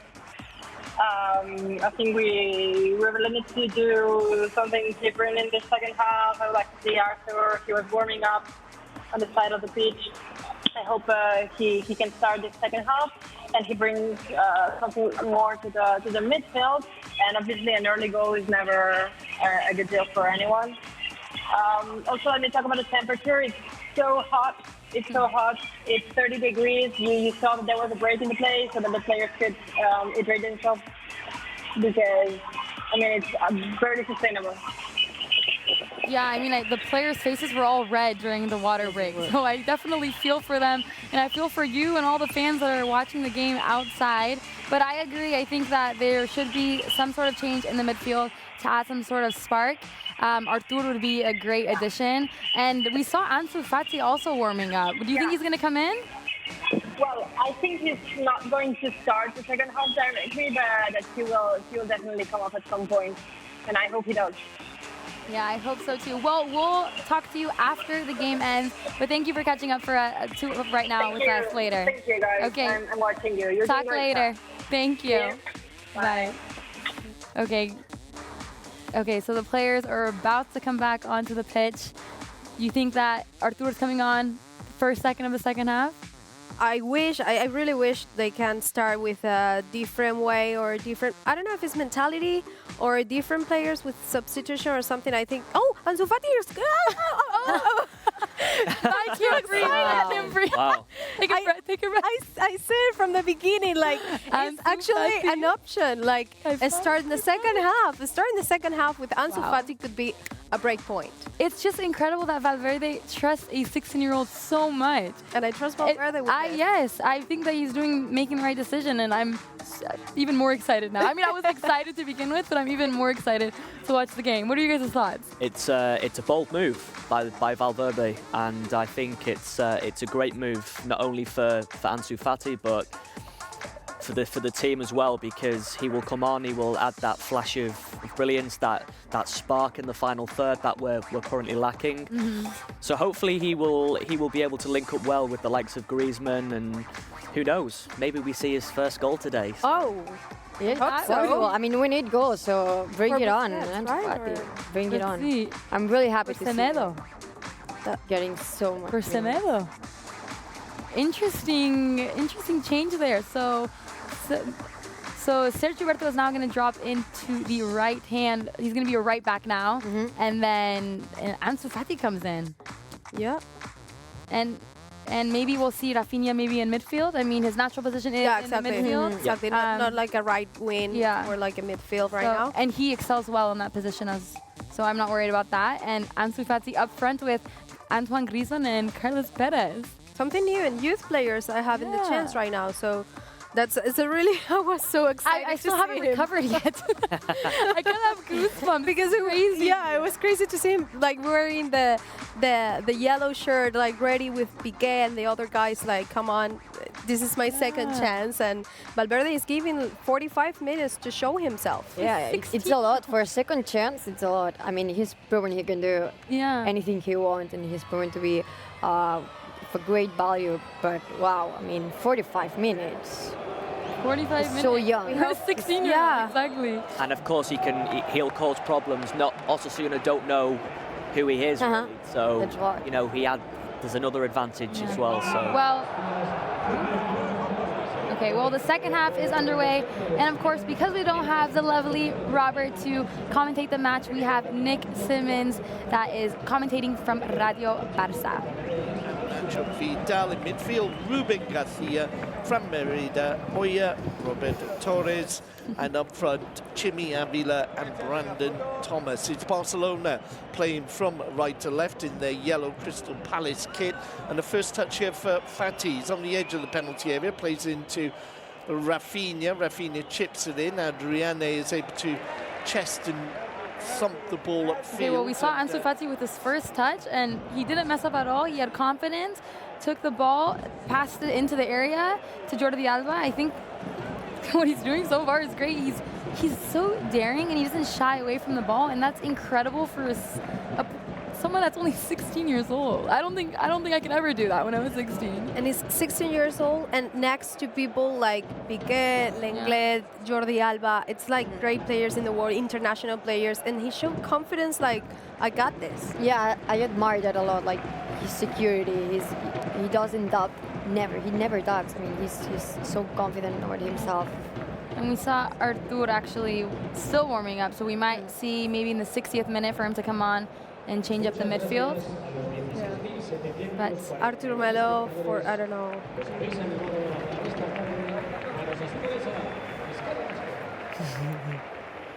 Okay, so let's go over the lineup one more time. So in goal is Marc-Andre ter Stegen. Our back four now, instead of Semedo, is Sergio Roberto, Piqué, Lenglet, and Jordi Alba. Up in midfield, we have Busquets, De Jong, and now Rafinha. And up front, who is it? Ansu Fati. Carlos Perez and Antoine Griezmann. Youth players. Yes, we're dominating. With our attacking line is dominated by young players. Next generations are coming. Yeah, and it's really good to see that. I can't wait to see Messi play with Ansu Fati now. That's what I'm really excited for. It was great to see the photo on. Oh my God. Yeah, it was heartbreaking. It melted my heart. Yeah. Just that smile that Messi had, it was just so genuine. It was really honest. It was like an embrace. Yeah. It was like a genuine hug. Yeah. Saying, La Masia is here. We're going to let these youth players have the opportunity to play just like him. An incredible thing for Messi to do. Yeah, and of course, if you haven't seen it at home, everything that he does, check it out on social media for the people who haven't seen it. You know, Messi with his arms around Ansu Fati. Yes. Both Barcelona posted it, Messi posted it, Ansu Fati posted it. And everyone on the social media will retweet it and showing the picture like... Hey, real quick, so we're going to go to Nick real quick. Sorry about that, Mike.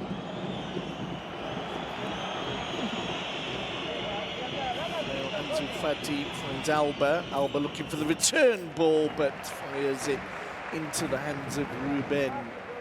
Okay, I'm sorry, Mike. What were you saying? Sorry to interrupt you. No, don't worry. People want to know the game too. Exactly. Yeah. That all the people was sharing and retweeting the photo and posting on Instagram, and everyone was applauding Messi like, hey, what a great leader, what a great captain to support the youth players with this picture and telling them like, we trust you too. And well, let's go back to Nick. And Ansu Fati was there. Ansu Fati comes tracks all the way back and gets the ball back for Barca. This player is just something else. But that was a very space for Osasuna to just shoot, find the back of the net. We need to be able to defend a bit more better and close down the spaces so they don't just have that space to run around in.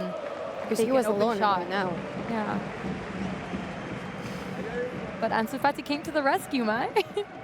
I mean, that's what Johan Cruyff said this. Like, all the players should know that they need to take the position of the other teammates when they need it. So if he has to defend, he has to do it. And that's a good point. Yeah, actually, you're touching on versatility, how they can Yeah, play exactly. in different positions.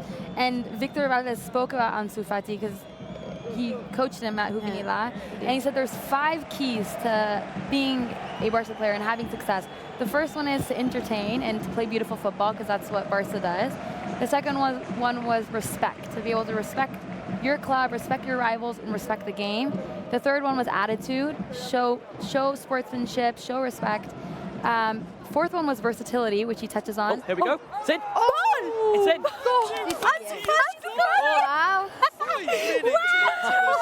Nice one.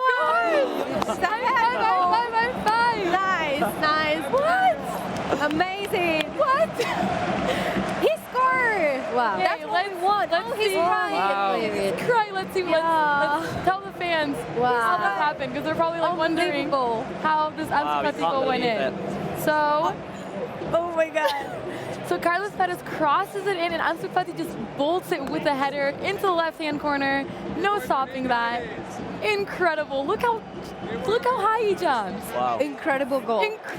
Ansu Fati. He's been on the field for 5 minutes. Ansu Fati, you've been on exactly. for Just just 5 5 minutes, and you've already scored. You're our hero. He equalized the game for us. Equalize. That's it. 5 minutes. Like, Can we do It's like a amazing fat Ansu Fati? Wait, we should do something. We should create a song for this guy.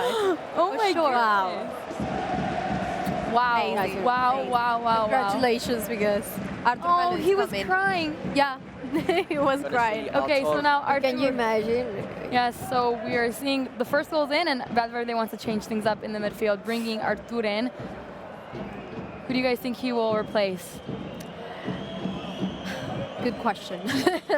Right now, we're so into the game, we don't want to. Yeah, no, and I'm thinking about the pieces right now and the players you have on the pitch. For me, I think he's going to replace Rafinha. Rafinha, me too. Rafinha? Yeah. I can see that happening. Yeah, could be an option. Yeah, see I don't that think he's going to take out De Jong or Busquets.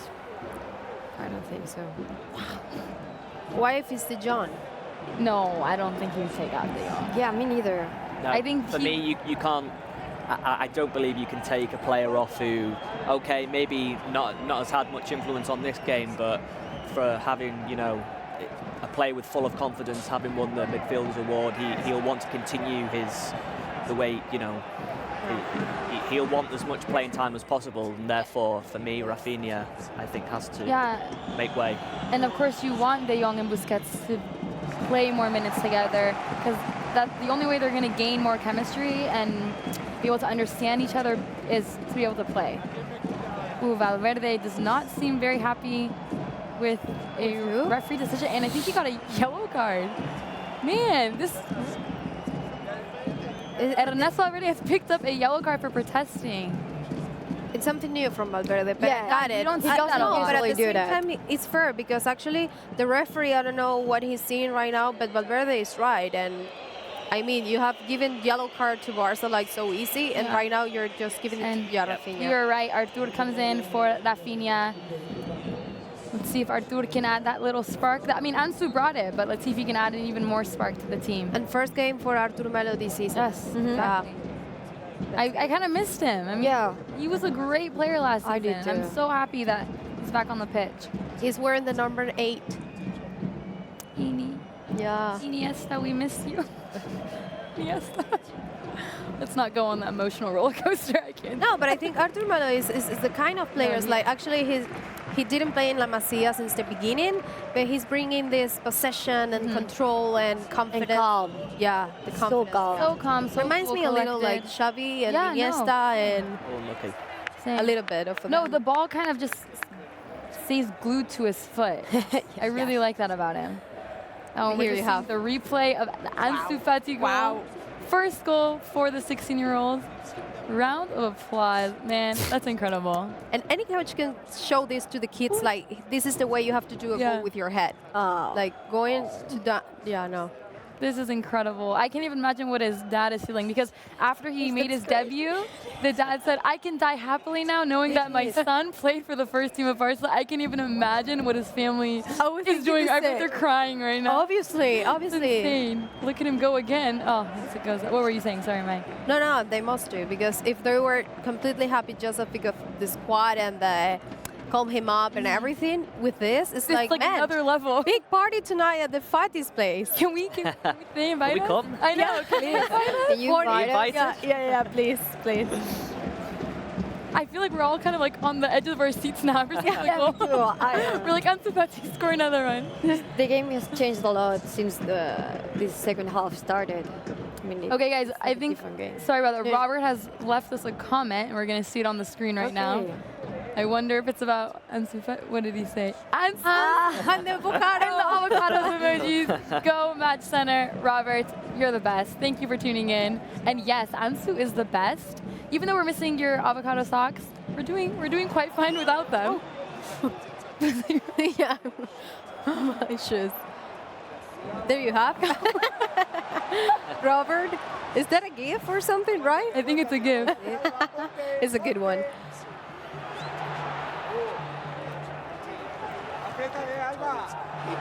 Okay, let's listen to Nick, guys. Good header away by Sergi Roberto, a vital header away. And that was possibly the best attack by Osasuna. Now the ball played into the penalty spot. Brandon turns, but a weak shot indeed, and being recriminated there by fellow forward Jimmy Abilo, who's in a good position there. Really was a vital header by Sergio Roberto. Ruben Garcia just behind him. Barca bringing the ball forward now. 11 minutes into the second half. Okay, well, we can't see the match right now, but what I'm seeing on my left-hand screen is Arturo Vidal is warming up. Seems like another change to the midfield. This might actually, he might take out De Jong actually now, or he might change something in the defense and bring, I don't know what he's going to do with Arturo No, Vidal. it should be in the midfield. Yeah, Or he might take out- maybe like a wing, because Arturo Vidal is able to play like a more up as a midfield. Yeah. So probably he could change something up front. I don't know. Yeah, I mean, he has that physical edge to be able to change. Yeah, I haven't talked to Valverde yet. Oh, okay. I need He's to your call uncle, him. right? Yeah, You he's said my he was- uncle. In the last game, you said he was your uncle. Yeah, I support him. Yeah. I support him too. I think it could be a case of that potentially maybe Carlos Perez makes Could be. way. Yeah. Oh, okay. I think maybe he's been quite quiet throughout the game, but having said that, you know, it only takes one moment Yeah, of course. of brilliance in it, That and he assist. scores. So We could also see a 4-4-2 formation, take out Carlos Perez and have four midfielders and Be an option. two in the attack with Griezmann and Ansu Fati. So we see that. Oh, let's listen to Nick. The Osasuna penalty area drops the ball off for Roberto. Now Piqué, Busquets combining with Roberto. Artur. De Jong sets up Perez. Wow. And Who the was it? shot Carlos wasn't Perez? bad. Saved by Oh my Ruben. It was in a gosh. good place Okay, let's for see that replay so I can explain it to the Ruben. fans. But certainly Barcelona Man. looking the more dangerous of the two teams now. Yes. I'm agree Much with better him. second half from FCB. Okay, so we're actually going to talk to Robert right now. He's calling us from England, so. I think that one is not that good. Hello, Robert. Do you hear me? Hey, Sarah, how you doing? Good. How are you? How's the wedding? Well, fine. The wedding is fine, but a couple of minutes ago, I just realized that Ansu Fati has scored. I just leapt up from the table and celebrated. Yes, he has scored, and I mean, everyone here was freaking out. We're so happy he finally scored his first goal. He's only 16 years old, and without your avocado socks, we're doing pretty good, Robert. Yeah, I know. I mean, I saw the result at halftime, but I was confident that the team were going to make it back. And what a better way to do so than with an Ansu goal. I mean, I was so happy when I saw that. I know. I was actually telling Mai and Julia and Sam that you texted me earlier saying Ansu power. This is Ansu power, right? That is exactly true. We can prove that. You can screenshot your phone, and we can prove that I said Ansu power. Yes, we have proof. Okay, well, thank you, Robert. Okay, okay. Enjoy the rest of the show and hopefully Thank Barca you. gets the win. Okay, talk later. That's the real wedding? Is that the real wedding? No. That's Robert on the back. Robert dancing. Okay. Goal kick for Barça. I think Barca's kind of getting back to their rhythm. Yes, it's like a different team. Yeah, I don't see one from the Osasuna first half? pressing with such intensity anymore. Yes. They still are pressing high, but it's not that much intensity as they were in the first half. No, and we're being much more effective than we were in the first half. And even the passes, everything. Do you know what Osasuna stands for, by the way? What does it stand for? It stands for health. Oh, health. In Yeah, Basque. someone told me that. I don't know. Yeah. Lucas told me. Yeah, health. Yeah. I didn't know that. I was like, oh. No, 10 out of 5. I love seeing Basque teams come. I love Basque teams. Athletic Club, Real Sociedad They're is another fighter. Basque All team. the, yeah, Yeah. Eibar. It's- Yeah, Eibar a la vez. Festival of Basque football. The physical, the vertical game, and the pressing, everything. It's like they're... And the atmosphere in their stadium. Okay, let's do a quick recap. So 50 minutes into the game, we made some changes. Ansu Fati came, scored the goal, and now Artur Melo has come in and Rafinha is out. And so far, it's looking pretty good, guys. It is. I mean, we just need to continue this flow at the moment where we're in a kind of a crucial stage of the game now where, you know, we're looking to break the deadlock once again, and as we've seen, take nothing away from Ansu Fati. Yeah, know the name, guys. Know the name. Ansu Fati. Check him out if you don't know who he is. From Guinea-Bissau, 16 years of age, left winger. He's just scored off a header for Barcelona, so check him out. Yeah, I feel like he's going to make quite some noise this season. He already has, but I think he's going to make even more noise. Yeah, he will go with his performances. Absolutely. He was just inches away against Real Betis to score his first goal. It was like this close. So I'm so glad he finally got it today. In 5 minutes on the field. Yeah. I need to confirm this, but if it's real, the headlines say Ansu Fati is the first youngest player to score for Barcelona? Barça in the entire history. I don't know if it's true. We should take a look a little bit. Confirm And, it? Yeah. confirm it. But if that's 16 the years case, old, yeah, man, could be a huge headline. Julia, what are the fans saying? I bet they're very happy Yeah, about everyone Ansu was Fati. crazy when I checked it before. Everyone was saying that this guy, like you said, is gonna make really good noise. And I'm getting confirmation now that Ansu Fati has become the third youngest player in scoring in the whole history of La Liga. 16 days and 16 years and 304 days. And But in La Liga, not for Barça? In La Liga, not for Barça. But I think Waiting Barça for is the first confirmation. one. Because Maybe after makes him is sense, Bojan yeah. Kirkic. Yeah, because the other ones are Fabrice Olinga and Nicker Muniain. Oh, okay. From Yeah, other teams. So it's La Liga. it's the youngest one in Barca's history. Yeah, he is. Ooh, Jordi Alba making some nice link-ups with Ansu Fati. Look at him, just take the ball, so comfortable, so cool. Playing some one-touch with that, was that our Jordi Alba? And look at our defensive line all the way in their half. And that's what you like, huh, Mai? Yeah, I mean, that's what they did last game. Like, if you press high, you have that. Yeah. And Busquets was trying to find that cheeky through ball to Ansu Fati. Oh, so close. Yeah, look at Yeah, the passing now. I like this. This is what I like. Rhythm. Let's listen to Nick, guys.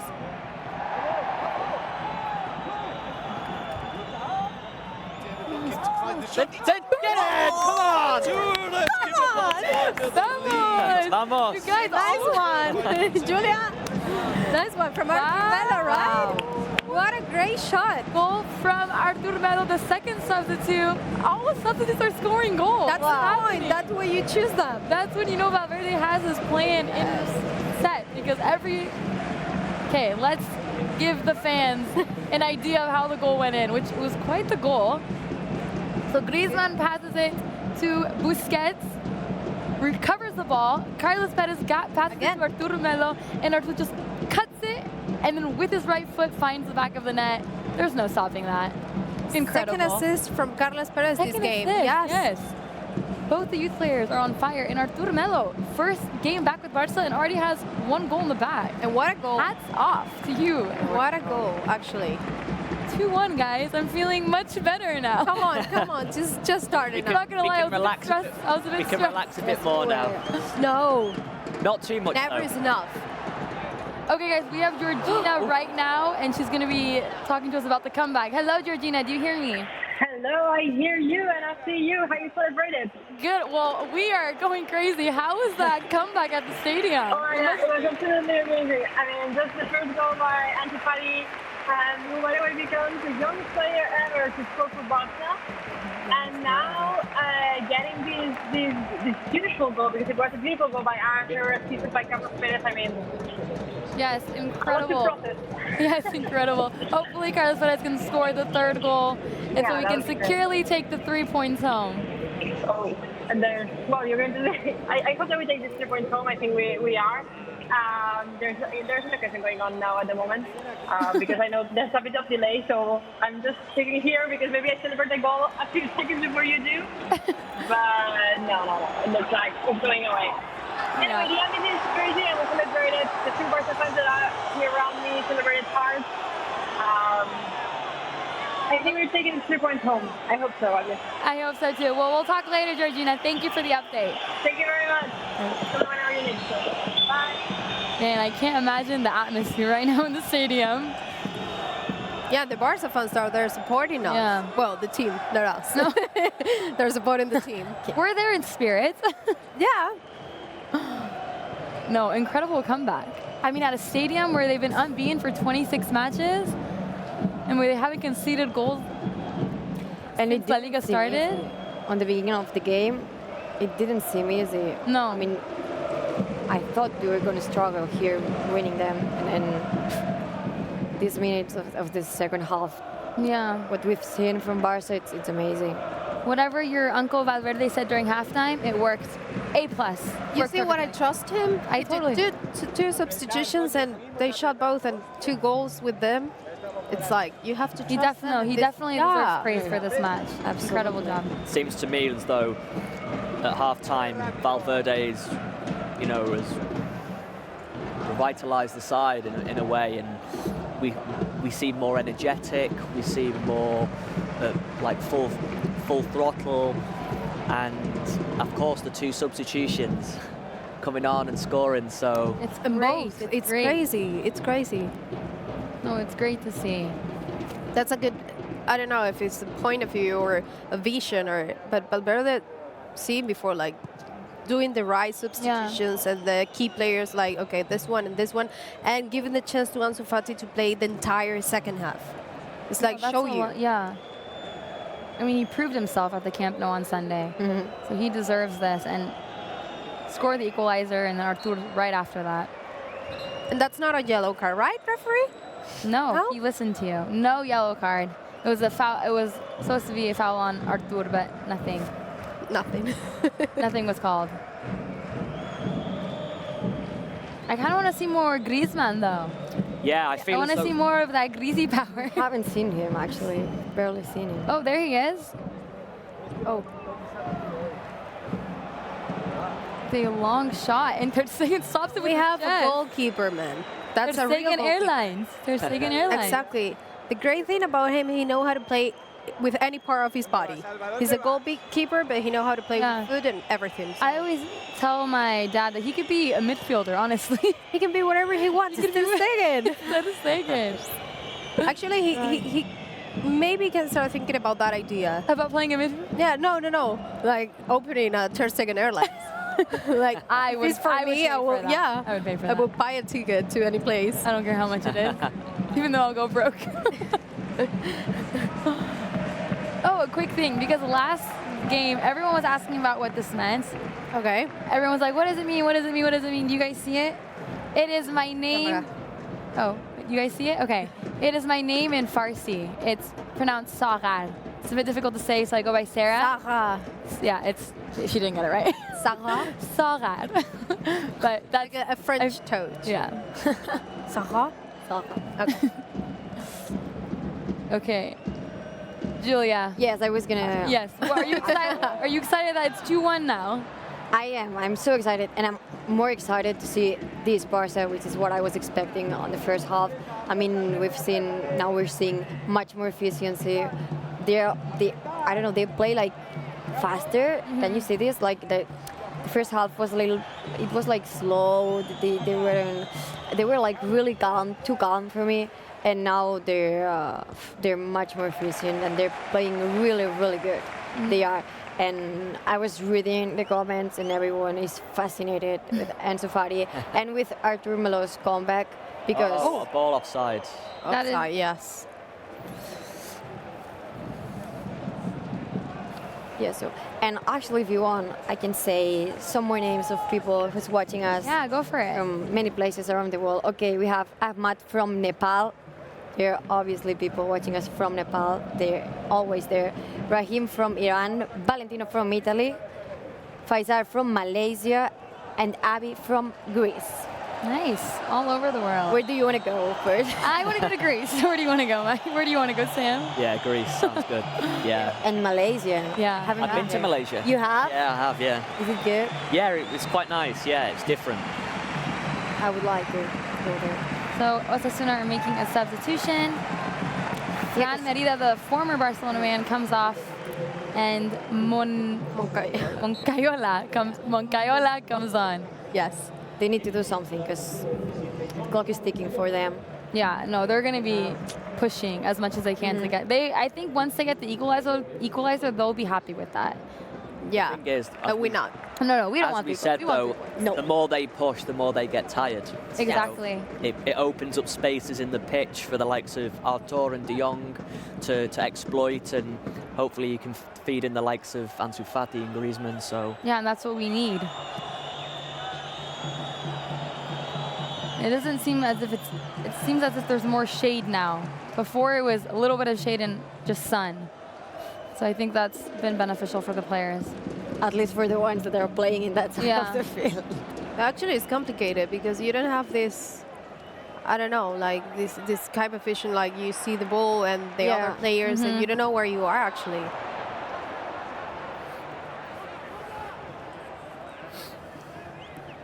I like that pressure from Barça. Okay, let's listen to Nick, guys. Busquets taps it away, but picked up by Moncayola. Back to Adriane, alongside him, fellow centre-half, David Garcia. Stupinian. Inside for Robert. And the Ecuadorian has it again, plays it to Chimi. Chimi goes down. No free kick. I thought he went down rather easily. Stays down. And Barça. Okay, so fans are asking where I'm from, where am I from, where's Sam from, and where's... There we go. Sorry guys, one second. There seems... Griezmann was taking the ball and running. They stopped because of Chimi. Yeah. Okay, I was saying, the fans are asking about where we're from. So, Julia, if you want to tell the fans, tell them to send in their comments, and then at the end of the match, we will answer whatever they have. Okay, sure. So I have my phone here. I keep reading all your messages. So if you just have questions for us or about the game, anything, you just leave them now here. I will read them and I will write them down. And at the end of the match, we will give you answers. So you have to stick with us until the end of the match. You can't leave. No, you can't. That's the condition. In order for us to answer your questions, you guys got to stay here. Yeah, You can send more questions. Yeah. Anything. Any questions you guys want. Exactly. A good one, please. Yeah. Only G-rated. Let's keep it G-rated. Yes.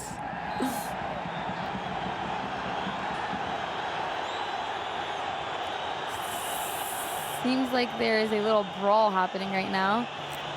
Osasuna players are asking for a yellow card, but the referee is not having it. I want to see exactly what happened so I can explain it better to the fan. Frankie de Jong, yeah, he has his arm kind of over one of the Osasuna players. Oh, Chimi Avila. Oh, Again, I think they're calling it for an elbow. It seems like he elbowed his face. I could, it could go both ways. And now they're having their, is it their water break or no? They're just taking the time to drink water. They're taking advantage. I think it's important that we get the third goal because Yes. the more the time goes on, the more it starts getting a bit Oh, of course. anxious and Exactly. Yeah. We don't want it to be the 90th minute. We and don't for us want to be- that. No. That would be not good for our health. And you need to have the result like in your hand, and they'll be worried until the end to see if they equalize or not. So you need the third goal for sure, or even more. Yeah. Third, fourth, whatever they want. Nice recovery. Yeah, Sarah, it would not be good for our Osasuna, our health. No. Oh, Ask. smart one. Nice one, Sam. So cheeky. Oh. Oh. Wow. Ter Stegen. Come on. Ter Stegen. Come on. We have a goalkeeper. Chest pass, but Osasuna are just on the run. We're pressing. Nice. Nice. Good tackle. Langlais, Busquets. Langlais. I think it was Langlais. I can't see. 'cause It's of the complicated. sun. Yeah, it's sunny. Let's see. Well, this was the shot that Roberto Torres Yeah. took, and Ter Stegen, no problem at all. Stop that with ease. Busquets. Yes. That's why I love him. He's always there for the team. Always recuperating the balls. It's nice to see Fati scoring. Okay, so 30 minutes have passed. 2-1 for Barça. Ansu Fati and who else? Artur Mena. And I mean, from the looks of it, we're playing much better. Our possession, like Julia said, is much more effective. Yes, it is. And we're able to get to their final third much easier than in the first half, because in the first half they just had a wall. But now because we're 2-1 up, they're looking more to attack, and that opens a lot of spaces. Exactly, that's the point. Like now they need to equalize this game if they want the point or if they want the 3 points, but they have to give the space. So now Barca have the chance to go more vertical and play more like an attacking game. That's what they're doing right now. Exactly. Oof. I think it was an offside. Yeah, Otherwise. Griezmann, yeah, he Yes. was going to be offside. Jordi Alba, was it Jordi Alba? Or Artur? No, Artur was trying to send in a through ball to Griezmann, but... I really want to, I don't know if you guys are watching us from Brazil, No. but I really want to wish I can talk a little bit of Portuguese, but in a Brazilian way. Falar português. That's Yeah, it's really sweet and it's beautiful. It's beautiful. Do you guys like? Can you guys speak Portuguese? No, I can't, but I'd like... Obrigada. Obrigado. See. Yeah. Estoy apaixonado means I'm in love, something like that. I don't know why I know that. Don't ask me why. Yeah, I have a few friends in Brazil, so next year I'm hoping to. Well, I will. Next year I'm gonna head over to Rio, and I'd like to see Sao Paulo as well. So take us with you, Sam, please. Please. Osasuna took a header right above the goal. No worries, and they're making their second substitution, no? Yes. Let's see who's coming in. This is Brandon, I think. Brandon's coming off. It's Brandon? Yeah, Brandon Thomas is coming off. He was the one that gave the assist to Roberto Torres. And Juan Villar is coming on the pitch. The top scorer for them last season in the second division, Juan Villar. Oh, so it's good to know these things. We need to keep an eye on him now. Thank Yes. you, Mai, with the stats. Yeah. I will help you anything, whatever you want. Oh my God. What a great Ter step from Ter Stegen Stegen. makes And another Juan Villar, he's fabulous. wow. The second he gets in, his first touch is an incredible shot, and Ter Stegen with another fabulous save to keep Barca up 2-1. If people follow Barca on Instagram, they will see Aviv all the time. He's behind Ter Stegen in the warming up, and he's all the time practicing this kind of, I don't know how to say it yet, Yeah, no, save. but he flies. Yeah. It's crazy. He just stretches like an octopus or like a Spider-Man, I don't know. What's happening? Oh no. Free kick to Osasuna. Seems like.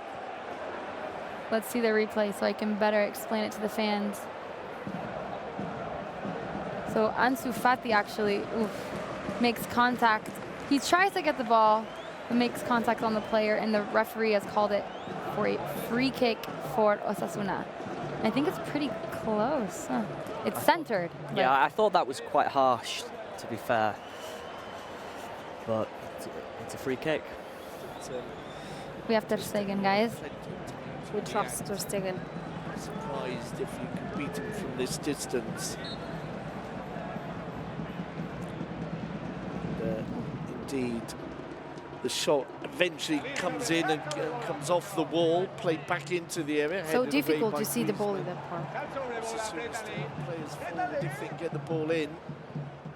Now, Coriola back to Vidal. The cross is deflected. And there'll be a corner. They feel it came on. Oh, it's a penalty! No way. Oh. The linesman, the referee initially said corner. The linesman has signalled a penalty, but there'll be a VAR moment. And I think it's going to be wiped out. No, but it's not intentional. You can give it and you can not give it. Piqué goes up. Is his arm extended in an unnatural position? Well, his arm is up. The ball hits his arm, and I think VAR, yes, has decided it is a penalty. For a moment, I thought they might decide not a penalty, but so Osasuna with an opportunity here, and it's the goal scorer Roberto Torres. Ter Stegen being reminded that he needs to have a foot on the line. Otherwise, he'll be taking the. Ter Stegen is dancing along the line, which I think is not a bad option to put off the forward. Just came off his line for a moment, but he's back on it and making a lot of disco dancing there from Ter Stegen. So, the dancing Ter Stegen against the forward Torres. Roberto Torres. Well, we're waiting because they're just VAR in, but here is the penalty. Chance for Osasuna to equalise. Torres steps up, hits it into the net. It's 2-2 in El Sadar. Torres not put off by the football. Okay, so Osasuna has just scored the equalizer. It was from the penalty spot. Roberto Torres getting his second goal. The ball came and hit Piqué's arm. I mean, you can argue both ways. His arm obviously was not in a natural position, so I could see the referee calling that a penalty. And Roberto Torres just buries it in the right hand side. Yeah, so let me show you guys exactly how it happened. So it happened here, right? Yeah. The ball hit here, his arm was up. I mean, it wasn't in a natural position. It was right here. And he jumps. Yeah, he was in the air, he was jumping, but they called it. There was nothing he could do about it. I mean, is it a penalty? You have to say yes, because the rules say if it hits any part of your arm, it's a penalty. But having said that, it was unintentional, and there's nothing that Piqué could have done about that. No, so of course. It's just unfortunate. But actually, it's De Jong and Arturo Vidal. Yeah, Frenkie De Jong has come off, and Arturo Vidal is in. We have time to score the third goal. No, of course. We do, and 9 minutes plus, or 8 minutes plus extra time. I will say, well, for me, it's relatively like a penalty. I don't know, because actually he's jumping, but the ball didn't came to him. He was just jumping, and it was exactly like not a fight, but a touch with the Osasuna players. So at the same time, it's like, I don't know. He didn't even see the VAR. So no. Yeah. Okay, well, less than 10 minutes left, and Barca need to get that third goal in order to take the 3 points home, and we need a win. But from what's before the penalty, but what we've been seeing is that they were dominating possession. They were having those quick transitions. They were finding those spaces. So I think that if they're able to just continue what they were doing before, the third goal will arrive. If they keep going like this and pressing and finding the spaces, for sure they can score the third goal. We have time till. Yeah, and I think bringing on Arturo Vidal was a good call, because we have few minutes left, and we need to do something now. Yeah. Okay, well, Osasuna now have the ball, and now it's when it's going to start getting very nerve-wracking. We do not want to concede a third, and we want to score a third. Quick recovery by Barça. Arturo Melo on the ball, and it's back to Vidal, moving it upfield. Let's see some more Carlos Perez, Griezmann action. Let's see, hopefully they can link up. We need that. 16-year-old Ansu Fati on the ball. Now you can just see Osasuna is just completely, look how many players are in the line.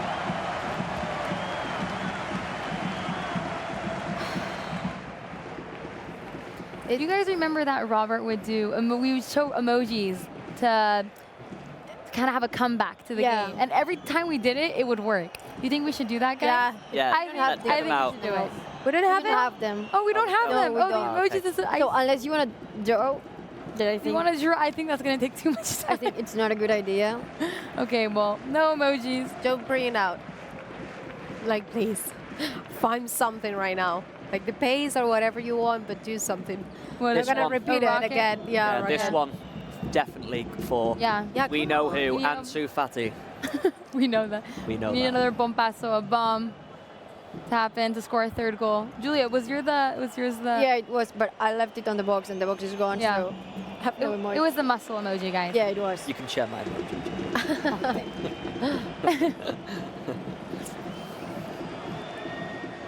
You guys, we also have Robert Oh. on our side screens. He's giving us some good luck, some positive vibes. Hopefully we can score a goal before the game ends.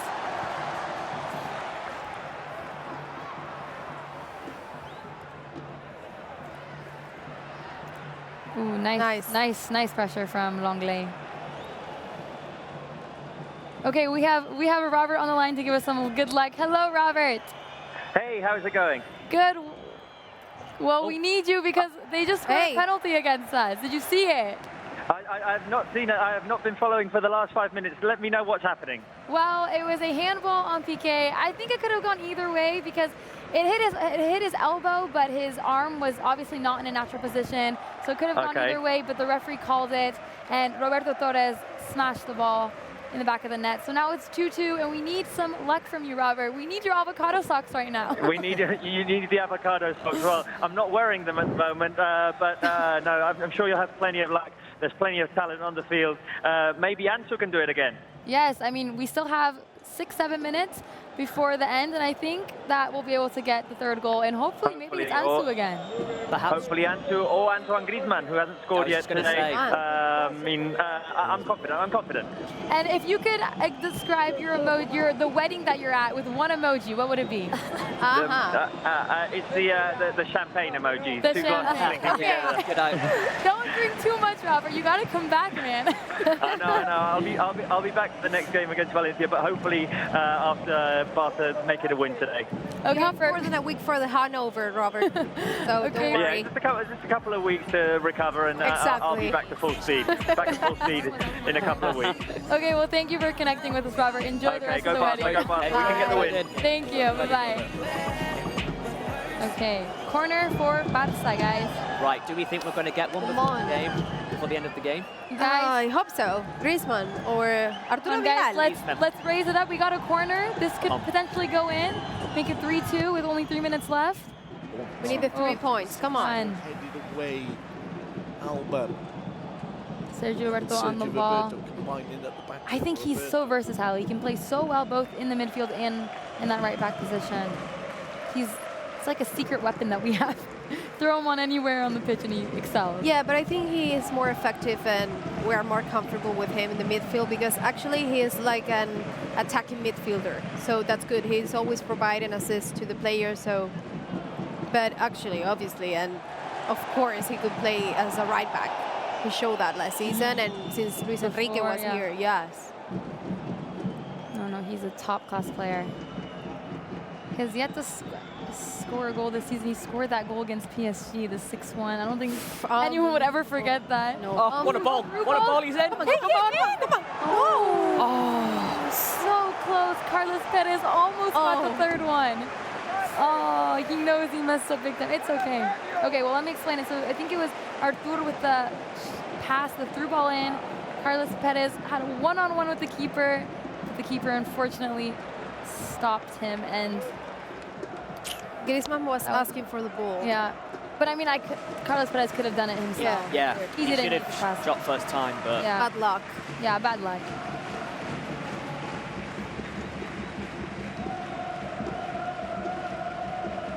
Julia, are the fans really nervous heading into the last They are. match? They are, but they have a lot of hope.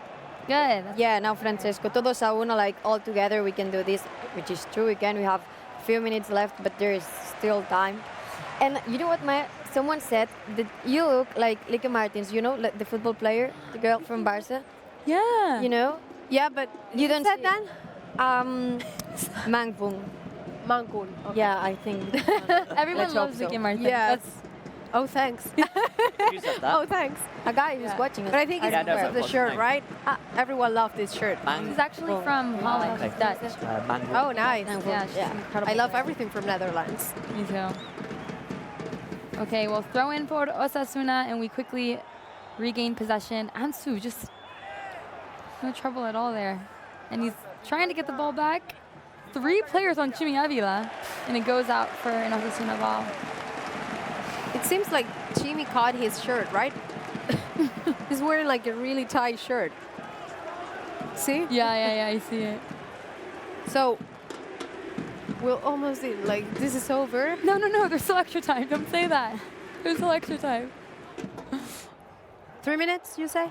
I say, oh, sorry, I want to make sure they clear it out. Okay. Oof.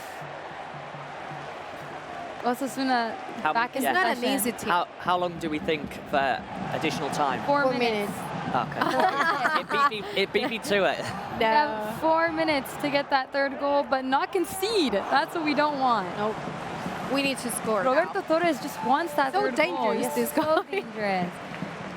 Right foot just shot it above the goal post. Come on, come on. Okay, quick transitions.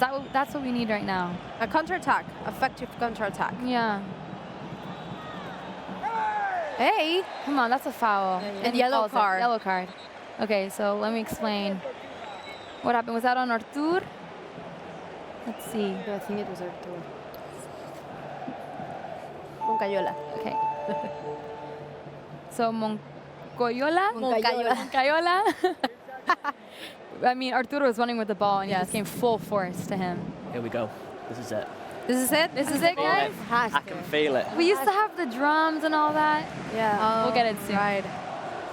Yeah, but we only get the drums With out Sarah, when Messi. Messi is on. And unfortunately, he's not here today.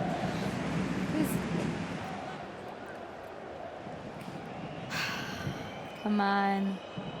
Did they say how far it is? Did they? Do you remember? About 40 yards, that's it. Oh, how many meters? Yeah. I didn't see. Should be like Here we go. Going straight for, oh, too long. Too long. And Osasuna get the goal kick. Carlos Perez. Everyone just wants that last 3rd goal. Go home with the win. We need the 3 points. Come on. Yeah. You can just see the heat map of Ansu Yes. Fati on our screen. And he's been all over the place All since he's come on. I mean, this just shows that how difficult, how El Sadar is to play at. Exactly. And it's not an easy team. That's why if you see the stats, you will see we have 13 draws and 13 defeats, which is for Barça. It means like it's a really complicated team on the ground. And of course, the fans are so close to the pitch as well. So, you More know, pressure. More pressure, exactly. And It feels like they can jump, you know, and be on the floor. It's crazy. Okay, well, Osasuna throw in. They're getting close to our box, and that's not what we want. Maybe, hopefully we can regain possession and just take it on the counter here. We're able to clear it. Carlos Perez just tracking all the way back. Oy, oy, oy. It's not an Offside. offside. That's offside. He called it. He called it. Okay. Last minute of the match, guys. Nerves. Now or never. Now or never. Yeah, we there's need one more- do one or more die. chance. Do or die. Come on. Come on, Barça. Let's see if you can score that 3rd goal.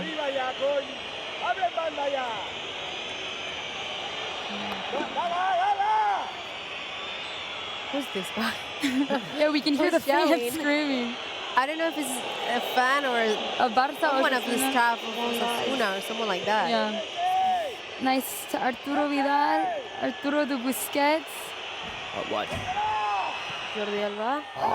Jordi Alba. Oh, Hey. I think the referee's going to give a yellow card. Another one? Yeah. It's Santa Claus with a yellow card. He's giving No, to everyone.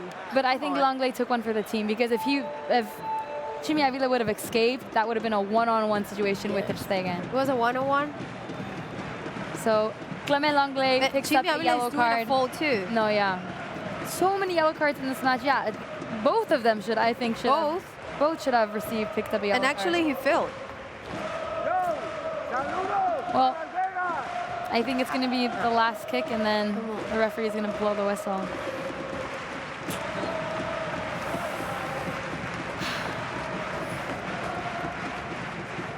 Last kick for Osasuna, and that is the final whistle, guys.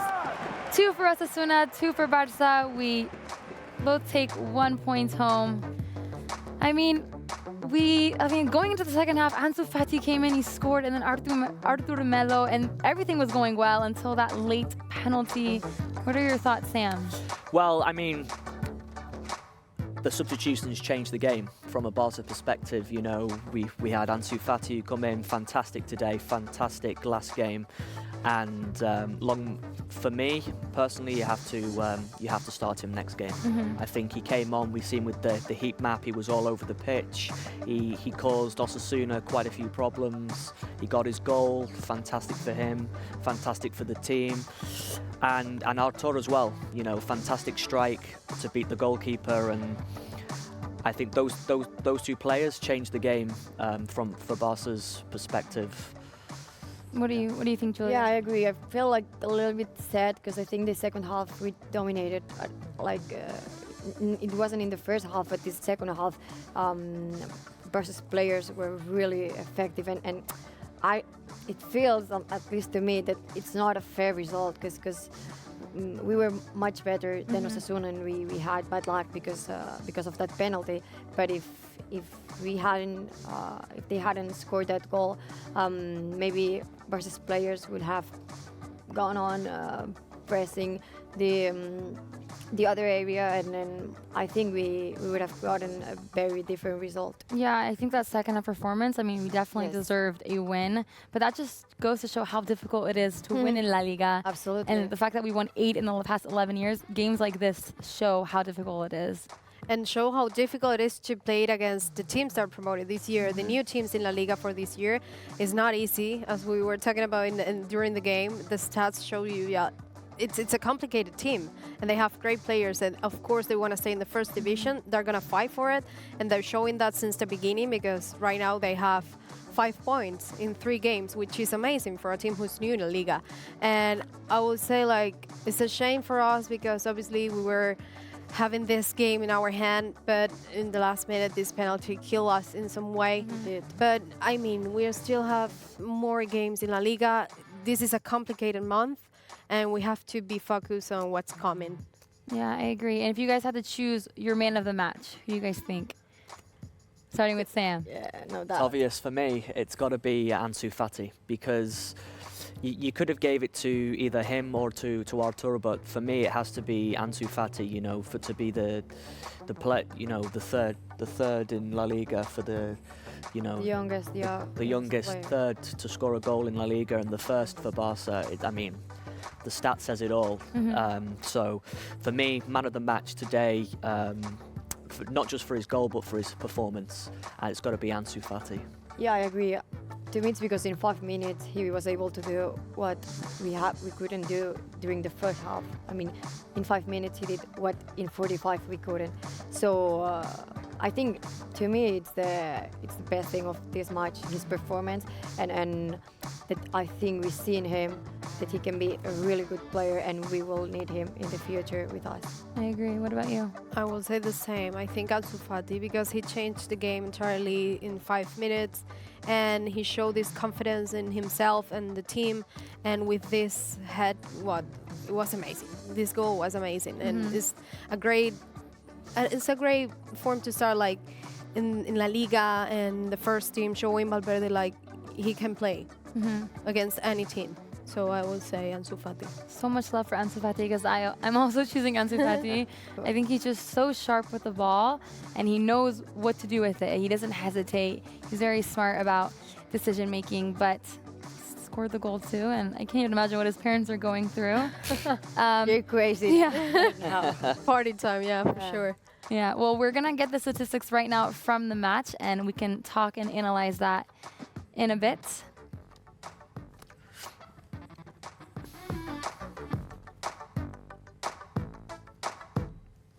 Okay, so possession, 75% ball possession for Barça. We obviously knew that they dominated, while Osasuna only had 25. 3 goal attempts for Barça and 2 for Osasuna. Not that many goal attempts, but Osasuna had 15 shots, while Barça only had 8.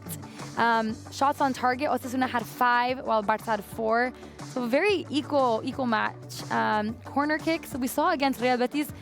Betis did not get 1 corner kick, and in this game, Osasuna got 3, while Barça got 2. 239 passes for Osasuna, 720 for Barça. Speaks volumes of how we dominated the match. Yeah. And 6 yellow cards altogether. 3 for Osasuna and 3 for Barça. And of course Valverde, he got a yellow card as well. So 4 for Barça and 0 red cards, which is always a good thing. But it just goes to show that if you have possession, it's good, but you need to be very effective and you need to be clinical in the final third. It's not enough. It's crucial, but it's not enough. Yeah. You can have possession, but still lose or still end up in a draw like we did and like it has happened to us many times. Yeah. Exactly. Possession doesn't win you games. No. You know, it's all about being clinical, as you touched on, Sarah, in the final third. And without that, unfortunately, you know, you're not going to get the goals what you need. And Ansu Fati, again, touching on that, when he came on, he was clinical, and we just need, you know, more players in the final third to provide that more, to be more clinical, and especially as we've seen with the stats, you know, not many shots from Barça. So hopefully next game against Valencia, I think I'm hoping for a lot more shots and hopefully back to victory. Hopefully. Well, we have a player with Marc Brau right now. It is Sergio Roberto, so let's listen to what he has to say about the game. Al costat de Sergi Roberto per analitzar aquest empat del Barça aquí al Sadar. Sergi, bona tarda. Bona tarda. No sé si sensació una mica agradolça per com s'havia posat el partit. Tot i que a la primera part no us han sortit les coses, havíeu capgirat el resultat. No sé si teniu la sensació que al final s'ha escapat la victòria. Sí, havíem aconseguit el més difícil, que era remuntada. Doncs ens estava costant a la primera part a trobar les ocasions. Ells estaven ben ordenats a darrere, no han parat de córrer. A la segona part ja ells han baixat una mica i bé, nosaltres hem creat més ocasions, hem tingut més oportunitats per fer gol, hem remuntat i bé, després ha sigut una llàstima el penal, però bé, marxem enfadats per perdre 2 punts a fora de casa. De tota manera, el camí a seguir, Sergi, és el de la segona meitat. És veritat que també hi ha hagut una sèrie d'ajustos, tu has passat al lateral dret, però l'equip ha canviat la cara com un mitjó. El camí a seguir és aquest, el del partit contra el Betis, el de la segona part, avui contra Osasuna de cara al que vindrà. Sí, jo em quedaria amb el partit del Betis, on vam estar molt bé, tot i que ens van començar marcant, doncs bé, l'equip va estar posat des del primer minut i crec que aquest és el camí a seguir. Avui ens ha costat, és un camp molt difícil, petit, on apreta moltíssim i bé, ells a la segona part ja han baixat una mica perquè a la primera part no han parat de córrer, no trobàvem els espais i bé, com tu dius, ens hem de quedar amb la segona part, amb el partit del Betis, sobretot. I et faig l'última, Sergi, del partit d'avui segurament el que quedarà a la història del Barça és el gol d'Ansu Fati, amb només 16 anys ha marcat des de dins. M'imagino que els companys sou els primers que no mireu l'edat, no? Mireu el talent que té aquest nano. Sí, està clar, l'edat és un número, ho està demostrant que està fent molt bé, ens està ajudant moltíssim i bé, el gol me n'alegro molt per ell, però bueno, al final l'important és aconseguir la victòria, no ha estat així, però bé, si ens pot ajudar doncs, com ha fet avui, doncs molt millor per nosaltres. Sergi, gràcies.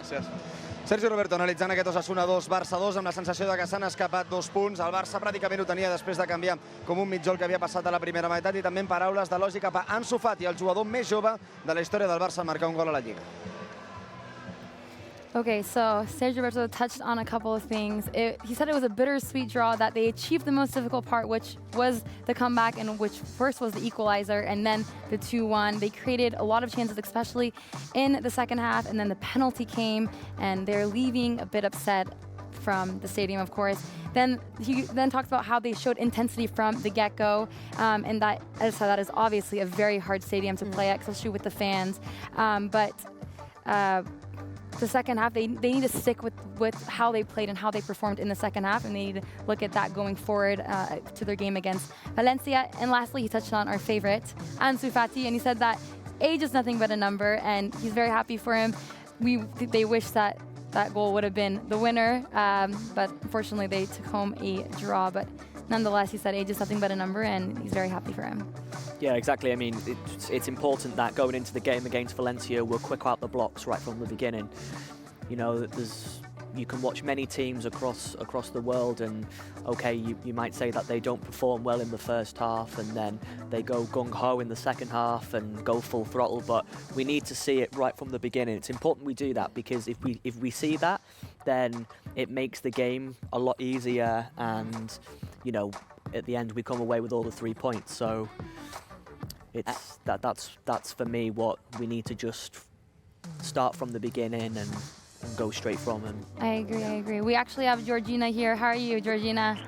Hey, can you hear me? Yes, I can hear you loud and clear. Cool. So I'm in a mixed zone at the moment. Well, it's not the end that we were expecting, but I mean, I think everyone feels kind of the same. On the one hand, you feel happy for both Arden and Ansu. It's unavoidable to feel like that, but it's obviously this bitter end, losing 2 points when everyone after the comeback was almost sure we were getting 3 points back to Barcelona. Well, it's hard. Yeah, it's definitely bittersweet that we were only able to take 1 point, especially after that second half performance. But who was your man of the match? Because all of us here chose Ansu Fati. Who was yours, Georgina? Yeah, I want to go with Ansu Fati. I also think that Arthur did good things in the second half besides the goal.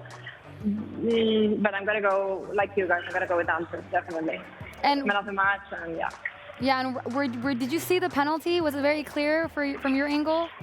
I was really far away from it, but I saw some replays with the new rule this season. Yeah, it's probably a penalty. Yeah, I think we all commented that his hand was not in a natural position, so it made sense that the referee called it. It's a big bummer because it looked like we were going to be taking home the 3 points, but there's always a next time. It was a way to get to the international break, feeling that we went from losing in Bilbao to 2 wins in a row. Mm-hmm. But you know, now we have 2 weeks to think about it and hopefully be back at Camp Nou against Valencia with a good match and trying to get back. Yes, in exactly. the winning zone. Yeah, and they told me that you had some problems with your suitcase. Is that what's going on? Yeah. So, Enlighten us. Why? Who told you that? Come on. No, yeah. So the thing is, I brought my suitcase to Pamplona because I'm living there. As I told you, I'm going on holiday, and I brought it with me. And I forgot it on the pitch. And once the show is over, I have to go to the press boxes that are usually at the top of the stadium. So, you know, I left really quick. And when I'm just outside the stadium, I think, oh my God, the suitcase. And I'm like, okay, I can't go back because you can't go back to the pitch when you're there. So, okay, the suitcase is left there alone. I'm just hoping that no one from security would remove it, you know. I'm thinking that it's a suspicious package or something. But I finally got our producer to take it for me, so I'm really grateful. But at one point, I was really, really scared that I would lose it. Georgina, what are you like forgetting things? I didn't hear you. What are you like forgetting things? You've forgotten other things in the past, haven't you? I forgot so many things in the past. I mean, I never go a day without forgetting something or losing something. When I go to the summer tours, I always carry like 3 iPhone chargers just in case I lose one of them or 2 of them. I have to carry like the double of SD cards because I could probably lose them at some point. And in Tokyo, I actually forgot like the adapter for electricity. I also forgot in Barcelona my hairbrush. I mean, I forget things all the time. It's exhausting. Georgina, quickly, touching, what did you forget at Anfield? What I helped you with? Oh my God, I wasn't thinking about this one yet. So when we went at Anfield, it was not a good day for us. And I forgot the camera that I had shot all the footage with. So I forgot it there, and I had to Sam take it and send it back to Barcelona in a box. Okay. So, Okay, well, thank nice you so much, talking. Sam. I will never thank you enough for that, really. No problem. Okay, well, nice talking to you, Georgina. Enjoy your vacations, Thank and we'll you. see you Thank you. soon. Bye, Thank you. Georgina. Thank you. Bye. Have a good holiday. Bye. Okay, so her man of the match was also Ansu Fati. I mean, it just goes to show that a 16-year-old is making everyone just fall in love with how he plays.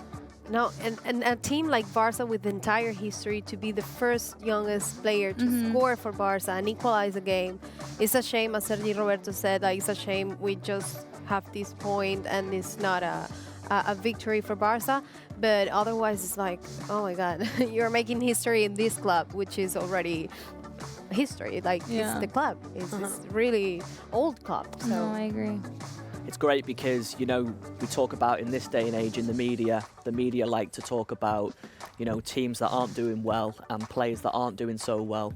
Well, the headlines tomorrow will be all about Ansu Fati, and for the right reasons, because today he showed that he's more than capable and he's ready to deliver when needed. So, you know, we touched on it last week. There's loads of there's loads of domestic competitions, and of course we've got the Champions League group stages. So he can be used in the majority of those, and he's ready to go. Yeah, he is. No, I agree.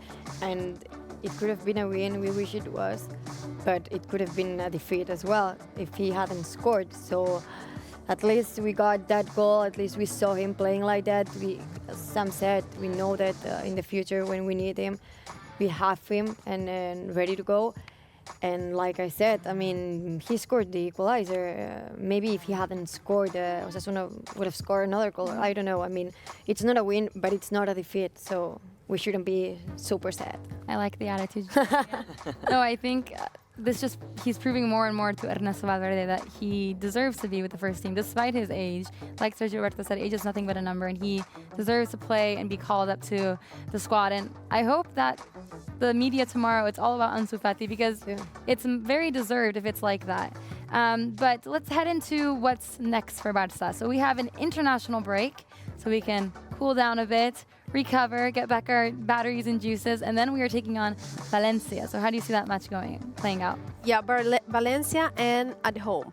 With always is like at home, it's easy for us. Not easy, but you're comfortable because you're your place. You have the great atmospheres around and the fans and everything. It's a complicated game because we know how it ends last season against Valencia with 2 draws and then in the Copa del Rey final. So it's not going to be easy, but we have 2 weeks to rest, to think about it and to see how we can improve for the next match day 4. And the game is actually going to be on September 14th, Saturday at 9 o'clock. Are you excited, Sam? I'm excited, yeah, really excited for the game. Hopefully get back to winning ways and take nothing away from Valencia. You know, Marcelino has done a fantastic job since arriving there in Andalusia, and we've seen not just at Valencia, but he did the same at Villarreal when he was there. So it'll be a tough test for Barca, but I think it'll be back to 3 points. Yeah, it would be a tough test, but I think it's because of how things ended last season. Barca players are looking forward, are so eager to win Valencia, and I think they will go to the field like ready to do whatever it takes to win that game. Yeah, hopefully we'll see a goal fest like we saw last Sunday. Yeah. But Julia, can you update us about what the fans are saying? Yes, okay, so we have a few questions to answer. First of all, you already asked this one. Are you all from Spain? So, like, where are we from? Do you want to start, Sarah? Yes, so I was born and raised in California, but I'm Iranian. Both my parents are Iranian, but I was born and raised in California. I am from Venezuela. I feel like this is a conquer right now, but yeah, I'm from Venezuela, Caracas. Sam? I'm from a small town in England between Liverpool and Manchester called Warrington. Probably never heard of it. It's in Cheshire. It's only very small. It's not worth visiting unless you want to go there. Come on, don't say that. Yeah, don't be rude. But there's nothing really there to see. You better go into the bigger cities like Liverpool and Manchester. So right in between Liverpool and Manchester from the UK, from England. And I am from Spain. I'm from my town, which is like an hour and a half from Barcelona, called Lleida. But I've been living here for a very long time. Okay, first one answered. Now the second one. Who is your favorite player? In the entire history or right now? Right now, but not of the game. Your favorite player on the team. Well, you can say of all time or Okay. on the team. Should I go first? Yeah. Okay. I want to go first. I mean, Messi, I don't think Messi should count because everyone just loves complicated. it. Yeah, if I had to choose a player, obviously it would be hands down Messi. He's made me fall in love with this game. But if not counting Messi, because he's just on a level for himself, I would pick Sergio Busquets because of how important he is, and I just love watching him play, and I learn so much from him because I'm a midfielder myself when I play football, so I learned so much from him, and he's one of my role models when I play football. I would say the same as Sara with Messi. Like, Messi is God for me, you know? It's Messi, yeah. he's untouchable. But I would say Andrés Iniesta is my favorite player in the entire history of Barça, for sure. Okay, what about you guys? It's obvious. It's got to be the king himself, you know, the GOAT, I should say, Messi, Lionel Messi, without a doubt. Okay, let's go to Ernesto Valverde. He has some talking points about the game. Com sempre, després de cada partit parlem amb Ernesto Valverde. Ernesto, què tal? Bona tarda. Hola, bona tarda. Ens deia Sergi Roberto ara que l'equip marxa una mica enfadat perquè s'ha escapat la victòria, tot i que havíeu fet el més difícil, que era capgirar el resultat. Sí, es verdad, porque una vez que nos hemos puesto por delante, o sea, por delante después de remontar, ellos el primer tiempo han estado muy intensos, de ahí nos han hecho el gol. Nosotros no hemos estado bien en ataque porque no terminábamos de hilar bien las jugadas, arriba no estábamos precisos y apenas hemos inquietado el área rival, y luego el segundo tiempo hemos estado mejor, les hemos dominado, les hemos metido atrás. De ahí, una vez que hemos conseguido el remontar, creo que nos teníamos que haber asentado en el campo como para haber mantenido ese resultado e incluso aumentarlo.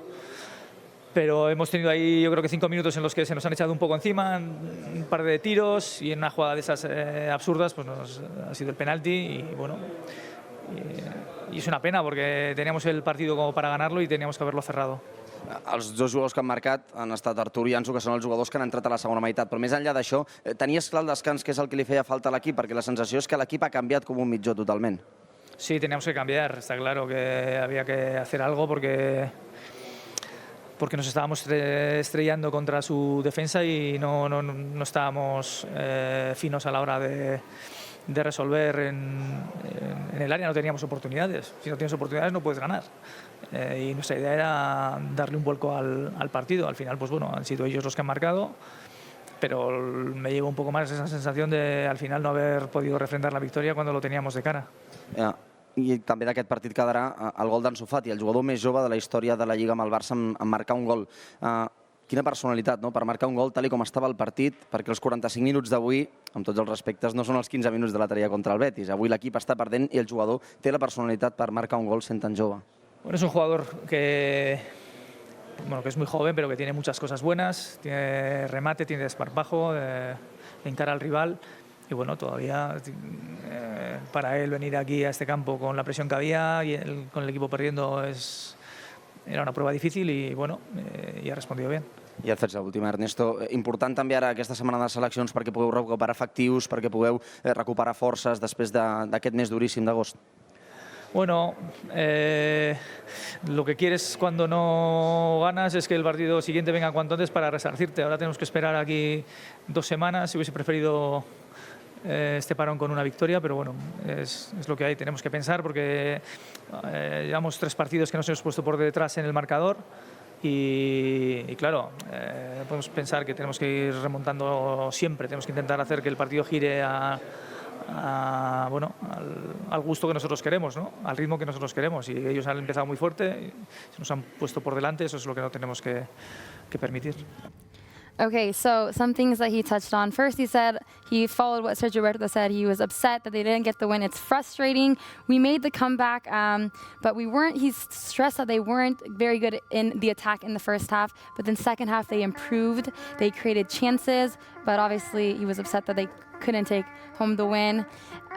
The team changed. Obviously, he brought in those 2 substitutes, and that was crucial. And then they started creating chances. And of course, he talked about Ansu. He says that he's a young player that has many good qualities, and for him to come to a stadium like El Sadar and score is a very good thing, and it helps him improve and build confidence. And he said that we need to start scoring first and not letting the opposition score first, and that's how we can build on ourselves. And no, Julia, sorry. go for it. No, go on with this because it's a different subject, but it's a really important one, and it's about you. Let's make it quick, guys. Okay, so me. Yeah, go. Very important, Sam.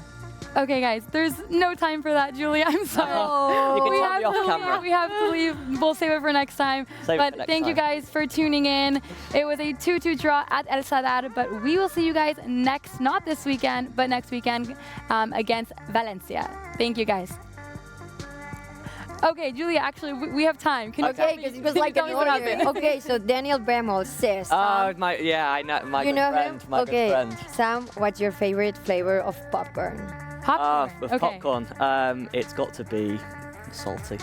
Salted. Yeah, I'm not a sweet person. When You're it not comes to sweet? popcorn. Come on, I'm you're sweet. I'm Okay, guys, I have to stop you because apparently we have a surprise. What? Let's see what the surprise is. Okay, I don't know what's going on. Avui el Barça no ha guanyat, però avui és un dia històric, perquè avui hi ha un jugador que s'ha convertit en el jugador més jove en marcar un gol amb el Barça en tota la història de la Lliga. És Ansu Fati. Ansu, buenas tardes. Hola, bueno, me acabo de enterar que me acaban de decir. Bueno, es un honor y bueno, ojalá pueda meter mucho más con esta camiseta. ¿Qué te ha pasado por la cabeza cuando has marcado? Hace una semana debutabas en el Camp Nou y hoy entras con el partido, con el equipo perdiendo y marcas ese golazo de cabeza. Sí, bueno, solo agradecer por este premio y bueno, cada vez que me dan esta oportunidad pues intentaré aprovecharla. ¿En quién has pensado cuando has marcado ese gol? Bueno, no sabía que había entrado y luego me he mirado un poco y digo, hostia, que ha entrado, ¿sabes? Y me he quedado sorprendido.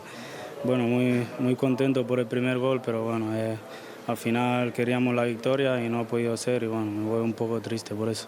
Es lo que te iba a decir, la sensación es que es una pena porque habíais conseguido darle la vuelta al partido y al final en esa acción del penalti os empatan. De todas formas, el camino es el de la segunda parte, ¿no? Sí, bueno, hay que seguir ese camino, pero bueno, una lástima el empate ahí en los últimos minutos, pero bueno, hay que levantar cabeza, seguir, no queda otra. Ansu, muchas gracias, enhorabuena por el gol. Muchas gracias. Ansu Fati, feliç per al gol, trist perquè el Barça no ha pogut guanyar i em quedo amb la reacció. Okay, so we got Ansu Fati, good surprise. He said it's an honor to be the youngest player for Barcelona to score, and he hopes that he scores many more goals in the Blaugrana shirt. He said that his goal, he didn't know that it actually went in until actually, It's too fast. Yeah, he said it was way too fast. He didn't think it actually went in, and it was all just an emotional blur. And that every single time Ernesto Valverde will give him a chance, that he is going to take it all and take advantage of it. So hopefully we'll see more of the young 16-year-old. But that is it from Matchcenter today. Like I said, we will be back not next weekend, but the weekend after that at the Camp Nou for the game against Valencia. Thanks again for tuning in, and we'll see you guys next time.